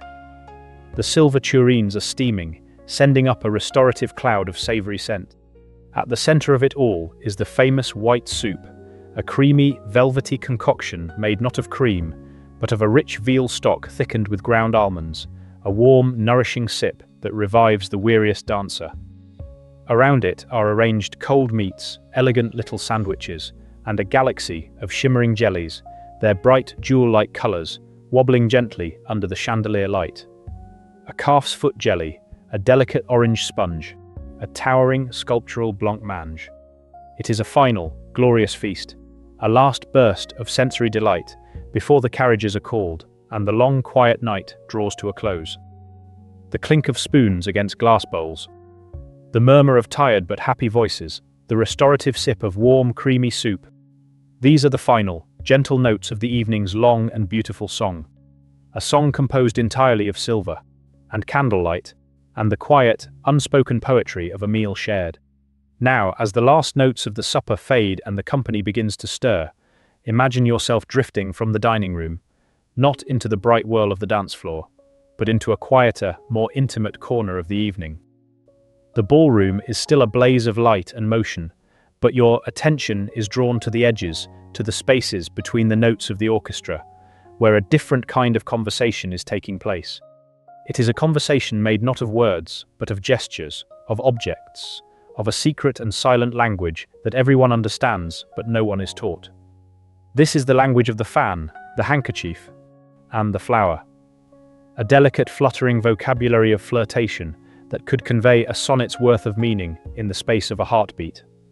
Picture a young lady seated near the edge of the dance floor, the light from 1,000 candles catching the spangles on her gown. She is not dancing this set, and so she holds in her gloved hand a fan, an object that is far more than a simple tool for stirring the warm air. It is a work of art, perhaps painted with a scene from a classical myth, its sticks carved from ivory or fragrant sandalwood. But its true artistry lies in its movement. To the uninitiated, it is merely a restless flutter, a nervous habit. But to the gentleman watching her from across the room, it is a sentence, a paragraph, a whispered secret meant only for him. The language of the fan was a code, a whole silent vocabulary of love and dismissal. And a young lady with a quick wrist could conduct an entire romance without ever parting her lips. Watch her now. She has allowed the fan to rest, fully open, against her heart. It is not a casual gesture. It is a declaration. In the silent lexicon of the drawing room, a fan held near the heart says, as clearly as if she had spoken it aloud, "You have won my love." The gentleman, if he is well versed in this unspoken grammar, will feel his own heart beat a little faster in response. But the conversation is not one-sided. A moment later, she might lift the fan, still half open, and press it gently to her lips. This is not a gesture of contemplation, but an invitation, a silent sentence that means, "You may kiss me." The air between them, though crowded with a dozen other people, suddenly becomes a private channel, a thread of meaning pulled taut across the room. The fan could speak many other sentences too. A lady shielding her face with the fan in her left hand was sending a clear message. "I am desirous of your acquaintance." It was a silent invitation, a door held slightly ajar, giving the gentleman permission to approach and be introduced. A fan drawn across the cheek, however, carried a different weight, a silent, "I love you." And if the conversation took a cooler turn, a fan drawn through the hand meant, "I hate you," while a fan allowed to rest on the right cheek was a simple, devastating no. The fan was a telegraph, a semaphore, a whole dictionary of emotion held in a space no larger than a butterfly's wing. You can almost hear the soft click of the ivory sticks as she opens and closes it, a punctuation mark in a dialogue made of air and intention. The chaperone, of course, is never far, her bombazine gown rustling a few feet away, her ears pricked for any whisper of impropriety. But even the sharpest chaperone could not intercept a message sent on the flutter of a fan, a conversation that existed in a realm beyond sound. Now, let your gaze drift from the fan to the floor, where a different kind of silent sentence is about to be written. Picture a scrap of lace, a handkerchief, fluttering from a lady's fingers to the polished wood. It seems an accident, a moment of carelessness. But in the intricate dance of Regency manners, very little was truly an accident. The language of the handkerchief was another secret code, a way to bridge the gap between strangers when a formal introduction was impossible. A handkerchief dropped deliberately was a clear signal. "I wish to speak with you." It was a silent petition, a request for a moment of connection in a room full of watchful eyes. Imagine the gentleman who bends to retrieve it. As his fingers close on the delicate square of linen and lace, he looks up, and for a fleeting second their eyes meet. In that shared glance, a whole conversation passes. He is asking a question with his eyes, and she is giving her answer. The act of returning the handkerchief provides a sanctioned moment of proximity, a brief, electric intimacy. He might hold it a fraction of a second longer than strictly necessary, and she might allow her gloved fingers to brush his. The chaperone sees a polite, helpful gesture.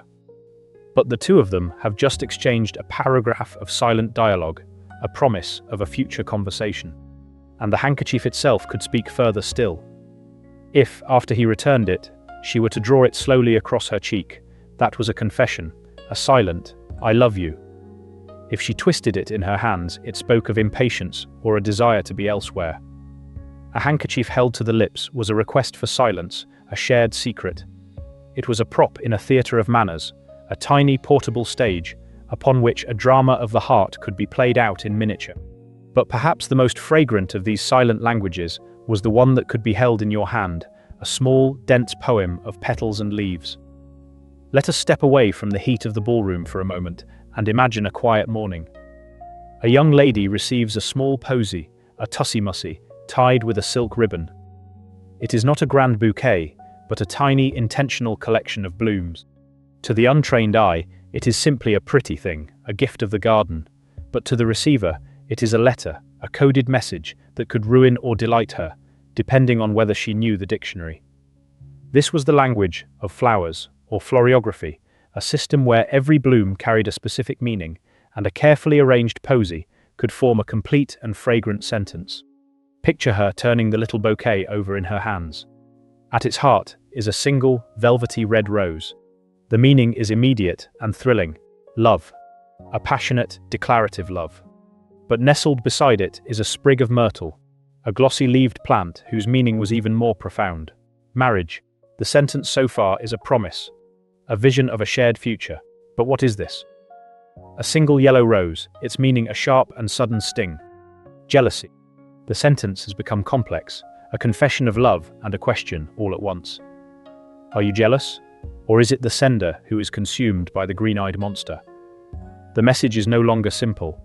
It is a story, a question, a plea.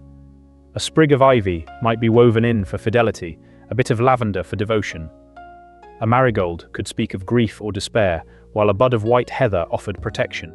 The possibilities were endless, a whole botanical dictionary that allowed lovers to say what society would never permit them to speak aloud. You can almost smell it, the sweet, heady scent of the rose, mingling with the clean, green smell of the myrtle, a fragrance that carried the weight of a secret. And where might such a posy be delivered, or such a silent fan conversation take place? Often, it was in the open air, during the ritual of the promenade.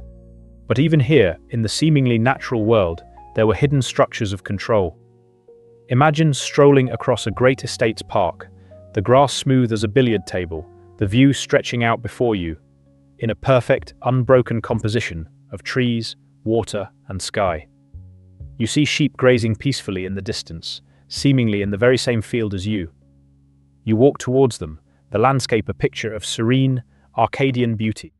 And then, quite suddenly, you come upon a hidden ditch, a deep, sunken fence that cuts across the lawn. You stop with a little gasp of surprise, a soft laugh escaping your lips.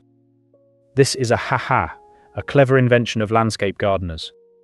Its purpose was to keep the livestock from wandering onto the manicured lawn without the need for a visible fence or wall that would interrupt the view. It creates the illusion that the park stretches unbroken to the horizon, a seamless connection between the cultivated and the wild. It is a hidden boundary, a secret structure, much like the rules of etiquette themselves. Everything appears smooth and effortless, but beneath the surface lies a carefully engineered framework designed to keep things in their proper place. The ha-ha is a gentle, sunken reminder that even in nature, the Regency imposed its order, its hidden lines of demarcation. Back in the ballroom, the silent conversations continue. The fan flutters, the handkerchief drops, and the language of flowers is remembered in the scent of a lady's perfume. All of this, of course, unfolds under the watchful, weary eyes of the chaperone. She is a living, breathing ha-ha, a necessary boundary in the social landscape. Imagine the rustle of her bombazine gown, a sound as constant and reassuring as the ticking of a clock. She is always a few steps behind, her ears pricked for any whisper of impropriety, a living alarm system in a turban. A young lady could not walk alone, could not ride in a closed carriage with a gentleman, could not even correspond with a man without her mother or a married lady present. The chaperone was the guardian of reputation, the silent enforcer of the rules that made the silent languages so necessary. It was precisely because spoken words were so dangerous, so easily overheard and misconstrued, that these other, quieter vocabularies flourished. The fan, the handkerchief, the flower, these were the tools of a gentle rebellion, a way to carve out a private space within the crowded public performance of a life lived in the ton. And so, as the evening draws on and the candles burn lower in their sockets, you can see these silent conversations weaving through the room like threads of silver in an intricate brocade. A fan held to the heart, a posy of myrtle and red roses, a handkerchief drawn across a cheek. They are the quiet, secret music of the ball, a melody played beneath the orchestra's louder strains. They are the words that cannot be said, the feelings that cannot be declared, transformed into a flutter, a scent, a fleeting touch. It is a world of exquisite subtlety, where a single misplaced gesture could speak volumes, and a perfectly chosen bloom could promise a lifetime.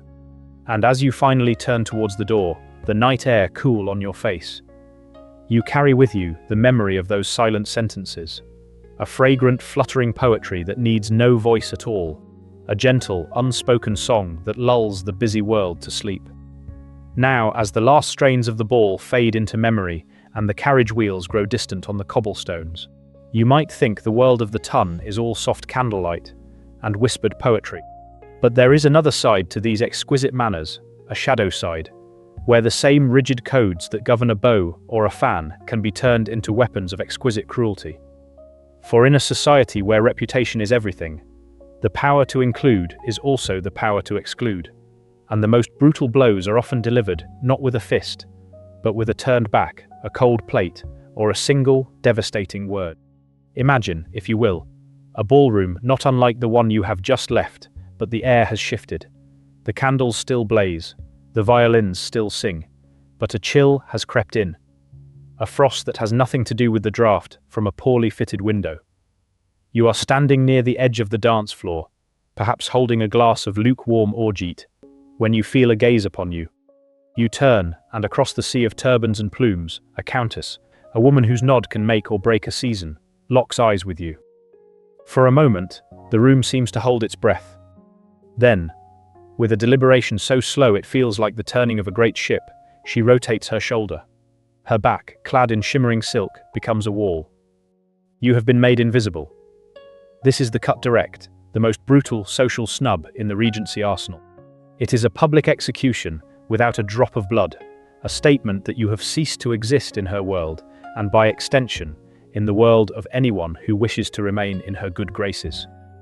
The chatter around you continues, but you can feel the subtle rearrangement of the room, the way people suddenly find reasons to drift away, as if you were a piece of furniture that has been declared unfashionable. Of course, not every social slight required such operatic finality. For a milder offence, or when one simply wished to avoid a tedious acquaintance, there was the cut indirect, a masterpiece of urban choreography. Picture yourself strolling down Bond Street on a bright morning, the shop windows glittering with kid gloves and silver vinaigrettes. You spot, in the reflection of a pane, the unmistakable silhouette of someone you would rather not speak to. A gentleman who once snubbed your cousin, perhaps, or a lady whose gossip has grown too sharp. There is no need for a scene. You simply become, in an instant, the most fascinated person in London. You stop dead before a milliner's display, your eyes fixed on a cascade of ribbons, as if they contained the secrets of the universe. You might adjust your glove with painstaking care, tugging each finger, or suddenly discover that the buckle on your shoe requires immediate and profound attention. The person passes, their footsteps fading into the city's hum, and you straighten up, your reputation intact, the unpleasantness avoided with a performance worthy of Drury Lane. The reflection in the glass shows only a face of innocent absorption, a perfect little lie told without a single word. But the most deliciously passive-aggressive of all these social weapons was served on a plate. The phrase we still use today, to give someone the cold shoulder, has its origins in a very literal, very culinary snub. Imagine you are a guest, perhaps a distant relation who has overstayed their welcome, or a neighbour whose political opinions have become tiresome. You sit down to dinner, the long mahogany table gleaming, the air rich with the scent of roasted meats. The footman glides towards you and sets down a plate. Upon it lies a single, solitary slice of cold shoulder of mutton, grey, congealed, and utterly unappetizing. You look up, and you see the rest of the table, being served a steaming, fragrant roast, the gravy glistening, the vegetables bright. The message is as clear as a bell tolling in a silent church. You are not welcome at the hot meal. You are being told with the utmost politeness and the most dreadful food that it is time for you to go. No words are exchanged, no voices raised, just the quiet clink of a fork against a plate of cold, greasy mutton and the slow, sinking realization that you have been dismissed. Now, when a snub was so profound, so public, that a turned back or a cold plate could not suffice, a gentleman had only one recourse to reclaim his honor. This was the duel, a ritual as formalized as a minuet, but with pistols instead of music. Picture a misty dawn on Battersea Fields, the grass wet with dew, the sky the color of a pearl. Two carriages arrive in the grey half-light, and a small party of men steps out, their breath pluming in the cold air. They are not here for sport. They are here because a word was spoken, a card was flicked, and honor, that most fragile and precious of commodities, has been called into question. In 1829, the nation itself held its breath as two of its most towering figures faced each other on just such a field. The Duke of Wellington, the hero of Waterloo, the Prime Minister, stood opposite the Earl of Winchilsea. The Earl had accused the Duke of a base political scheme, and the Duke, with that unflinching directness that had won him battles, demanded satisfaction. You can almost feel the damp chill. See the two men, one the very embodiment of British stoicism, the other a fiery aristocrat, as the seconds loaded the pistols with meticulous care. The distance was measured, 12 paces, the commands given. The Duke raised his pistol and fired. The shot went wide, deliberately so, a gesture of magnanimity. The Earl, recognizing the Duke's intention, fired his own pistol into the air, and then, his voice perhaps a little unsteady, offered a written apology. The affair of honor was concluded, the nation exhaled, and the two men returned to their carriages, the whole deadly ballet over, before the city had properly woken up. It was a world where a man's word was his bond, and a lie could be paid for with a life, all conducted with the same rigid courtesy you might use to ask for a cup of tea. But while gentlemen settled their scores with lead and powder, the ladies of the ton could wage wars of scandal that were far more devastating and far more public. No story captures this better than that of Lady Caroline Lamb, a woman whose passion burned so brightly it consumed her. She was the wife of William Lamb, a rising politician who would one day be Prime Minister.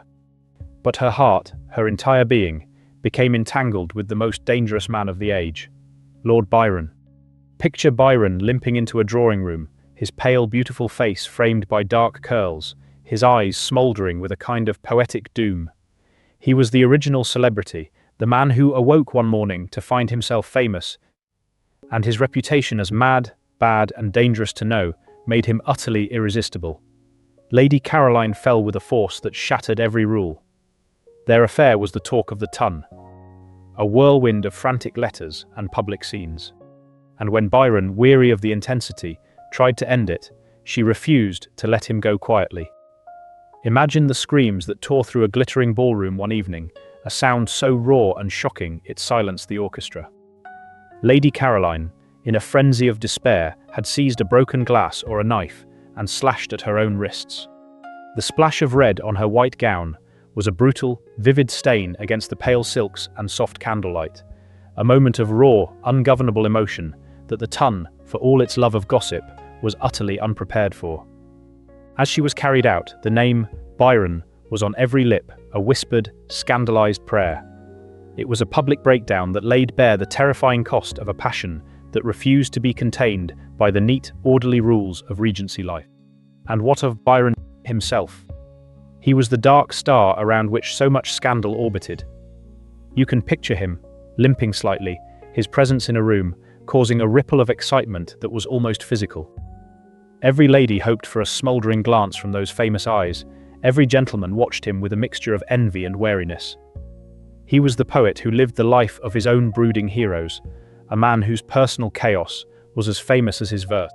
The ton devoured every rumor, every whispered affair, every hint of the exotic and the forbidden that clung to him like the scent of Turkish tobacco.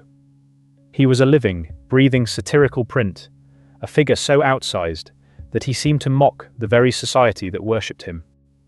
And no one was more frequently the subject of mockery and scandal than the man who sat at the very apex of this glittering world. The Prince Regent himself. His own manners were, to put it gently, a study in hypocrisy. While the ton enforced the strictest codes of decorum, the prince was known to eat and drink to excess, his waistcoat straining, grease glistening on his chin as he presided over a banquet.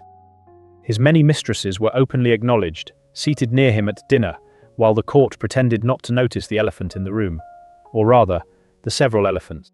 He was a man of immense appetites and boorish habits, a living contradiction to the elegant rules he was supposed to embody.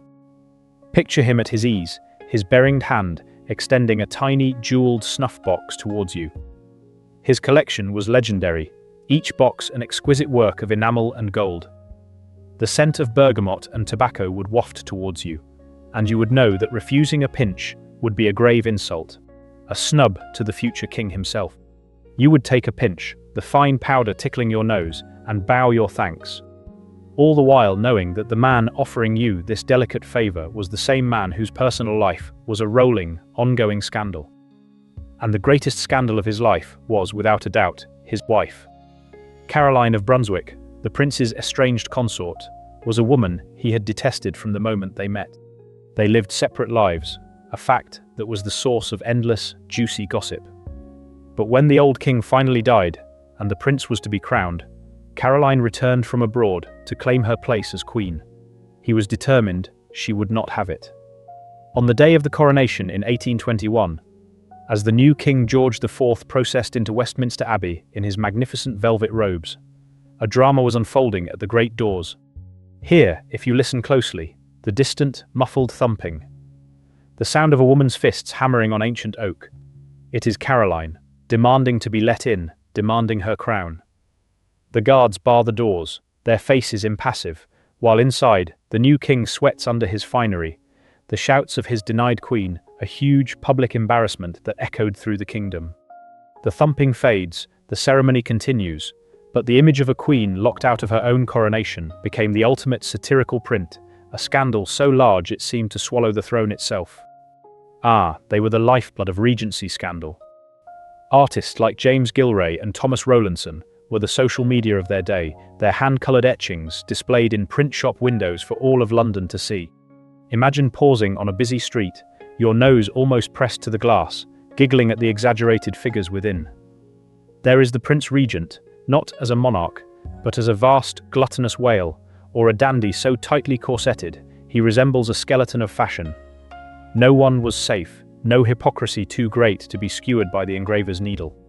These prints were a release valve, a way for the public to laugh at the very people who enforced such rigid rules. A reminder that for all the powdered wigs and satin breeches, the ton was a circus of human folly. And everyone had a ticket. And sometimes, the only way to escape the suffocating rules was to run. For young lovers whose families forbade a match, there was a scandalous but deeply romantic solution. A mad dash to Gretna Green, just over the Scottish border. Picture a carriage racing north through the night, the horses' hooves a frantic drumbeat on the rutted roads. Inside, a young lady's heart pounds not with fear, but with a wild, exhilarating hope. Scottish law allowed marriage without parental consent, and the ceremony could be performed by anyone, often the local blacksmith. Imagine the scene. The carriage clattering to a stop before a low stone smithy, the air thick with the smell of coal smoke and hot iron. The couple, breathless and dishevelled, stand before the anvil, the blacksmith's hammer serving as a makeshift altar. The vows are hurried, the words tumbling over each other, and with a final, ringing, "I do," they are married. The deed done over the very symbol of forged iron, a union hammered into being in the heat of a desperate moment. The long race back to London might be filled with anxiety, but for that one, brief, smoky instant, they were free. And yet, even for those who did not elope, who did not duel, who navigated the treacherous waters of the Tun with care, the rigid framework of society was always there, a silent, unyielding structure. Consider the simple matter of walking into a dining room. The rules of precedence governed every step, every chair. A duke's daughter outranked a viscountess, and woe betide the hostess who seated a baron above an earl. Picture her with her seating chart, her brow furrowed like a general planning a battle, knowing that one misplaced chair could cause a diplomatic incident that would be whisked about for a decade. The order in which you entered the room, the arm you were offered, the very distance you sat from the host. All of it was a precise, unspoken map of your social worth. It was a world where your place at the table was your place in the universe, and a single misstep by your hostess could send a ripple of cold fury through the most elegant of dinner parties. So as you finally drift away from me from the candlelit world of the Tun, carry with you this gentle understanding. The same society that invented the language of flowers and the poetry of the fan also perfected the art of the brutal snub, the cold plate, and the public scandal. It was a world of dazzling surfaces and deep, dark currents, where a turned back could be as final as a pistol shot, and a queen could be left hammering on the doors of her own coronation.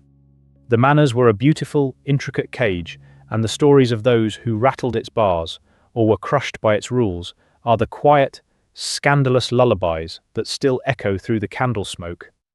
A gentle reminder that even in the most polished of worlds, the human heart is a wild, unpredictable, and wonderfully messy thing. And with that thought, let the soft, steady rhythm of the carriage wheels on the cobblestones carry you gently, gently into sleep. Now, picture a different kind of room. The year is somewhere in the late 1830s, and the gilded salons of the Regency are slowly being repapered in quieter, more respectable shades.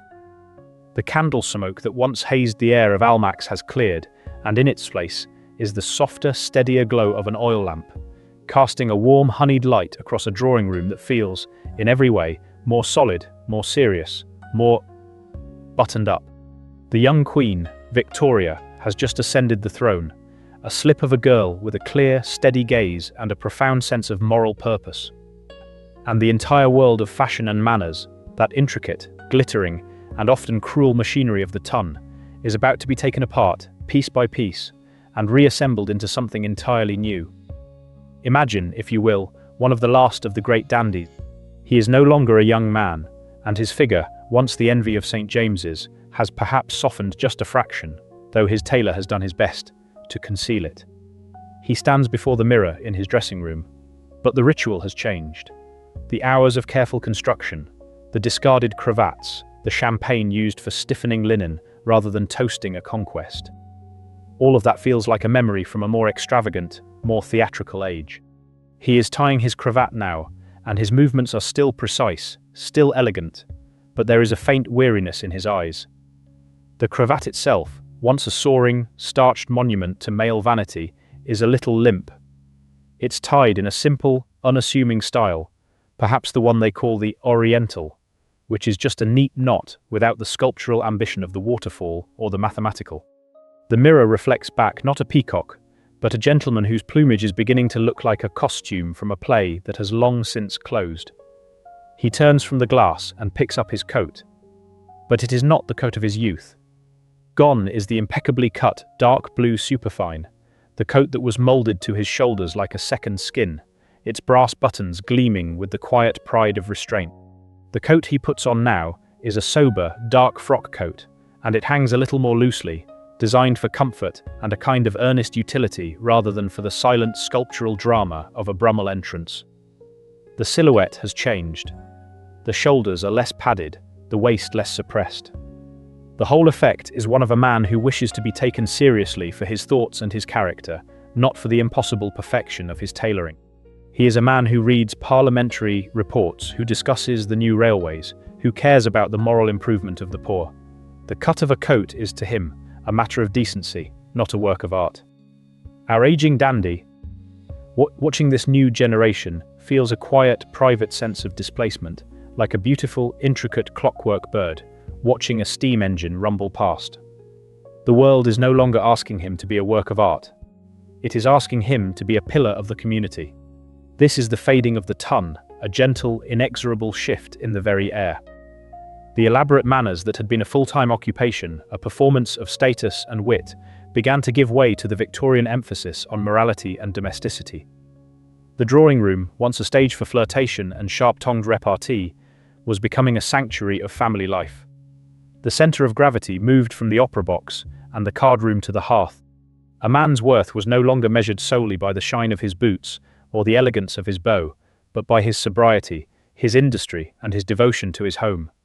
The dandy, that exquisite, useless, and fascinating creature, simply had no place in this new moral landscape. He was a relic of a frivolous, ungodly age, and he quietly, gracefully, vanished. The sober gentleman, in his dark frock coat and his earnest conversation, had taken the stage.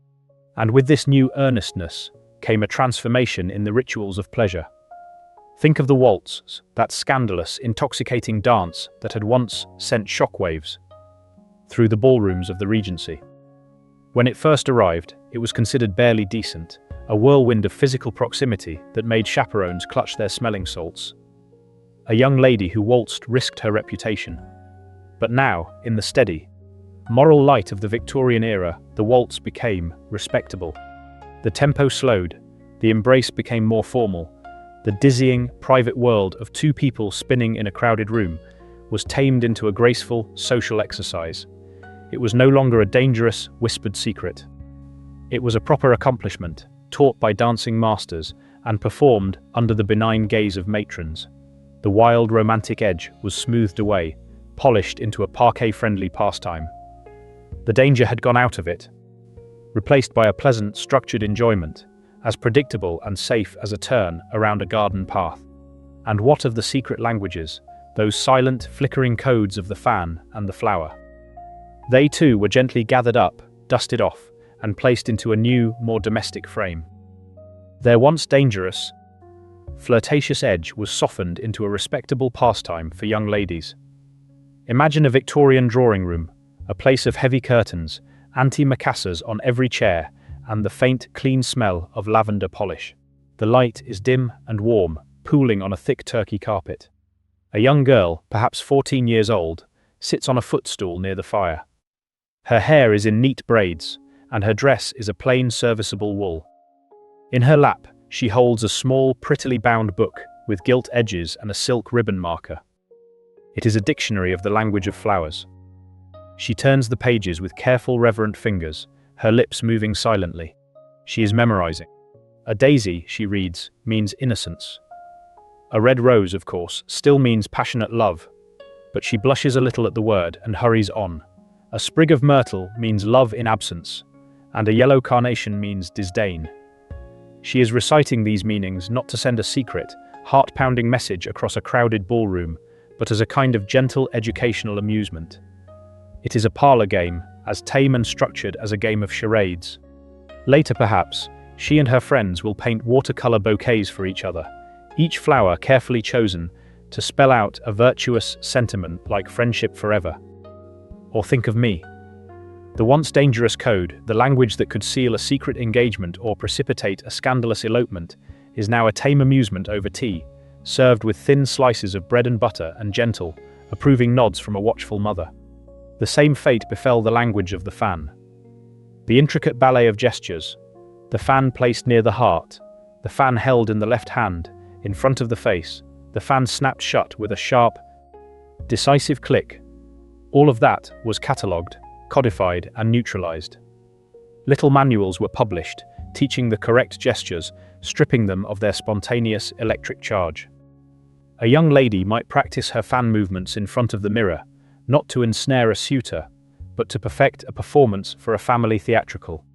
The fan became a prop, a charming accessory, rather than a live wire of silent communication. The thrill of the secret, the danger of being caught, the exquisite power of a silent dialogue conducted under the very noses of chaperones, all of that faded into a quaint historical curiosity, a parlor trick to be demonstrated for visiting aunts. The fan still fluttered, but its whispers were no longer heard over the clink of the teacups. This was the legacy of the Regency, a world of dazzling surfaces and deep, dark currents that was slowly, gently put to bed. The Victorian era took the beautiful, intricate cage of Regency manners and, instead of smashing it, simply opened the door and redecorated the room inside. The wit was replaced by earnestness, the display by domesticity, the dangerous flirtation by structured parlor games. The wild, unpredictable, and wonderfully messy human heart that had rattled the bars of that cage was now encouraged to find its expression in good works, in family prayers, in the quiet, steady building of a respectable life. The candle smoke cleared, the orchestra packed up its instruments, and the last faint strains of a scandalous waltz gave way to the soft, steady rhythm of a hymn sung around a parlor piano. And behind it all, behind the frock coats, and the flower dictionaries, and the newly respectable waltz, were people doing what humans have always done. They were trying to find a way to connect, to love, to express themselves within the rules of their time. The dandy with his limp cravat, the young girl with her book of flowers, the gentleman in his dark coat earnestly discussing the new poor laws. They were all navigating a world that was shifting under their feet, just as the Prince Regent's generation had done. The costumes changed, the music slowed, but the quiet, universal longing for meaning, for beauty, and for a little bit of magic in the everyday remained the same. The secret languages softened, but the need to speak them, in whatever form, never truly went away. So tonight, as you settle into your warm bed with soft blankets, let the image of that quiet Victorian drawing room be the last thing you see. Their fire has burned down to a bed of glowing embers, and the little book of flowers has slipped from the young girl's hand as she too drifts off to sleep. The fan rests, closed and still, on a side table. The waltz music is a distant, fading echo. The beautiful, intricate, and sometimes silly world of the Regency has been folded away, like a cherished but out-of-fashion gown, stored in lavender and memory. All its glittering surfaces and deep, dark currents have settled into a gentle, steady stream, carrying you softly, softly, away from the waking world. Close your eyes and drift off. Good night.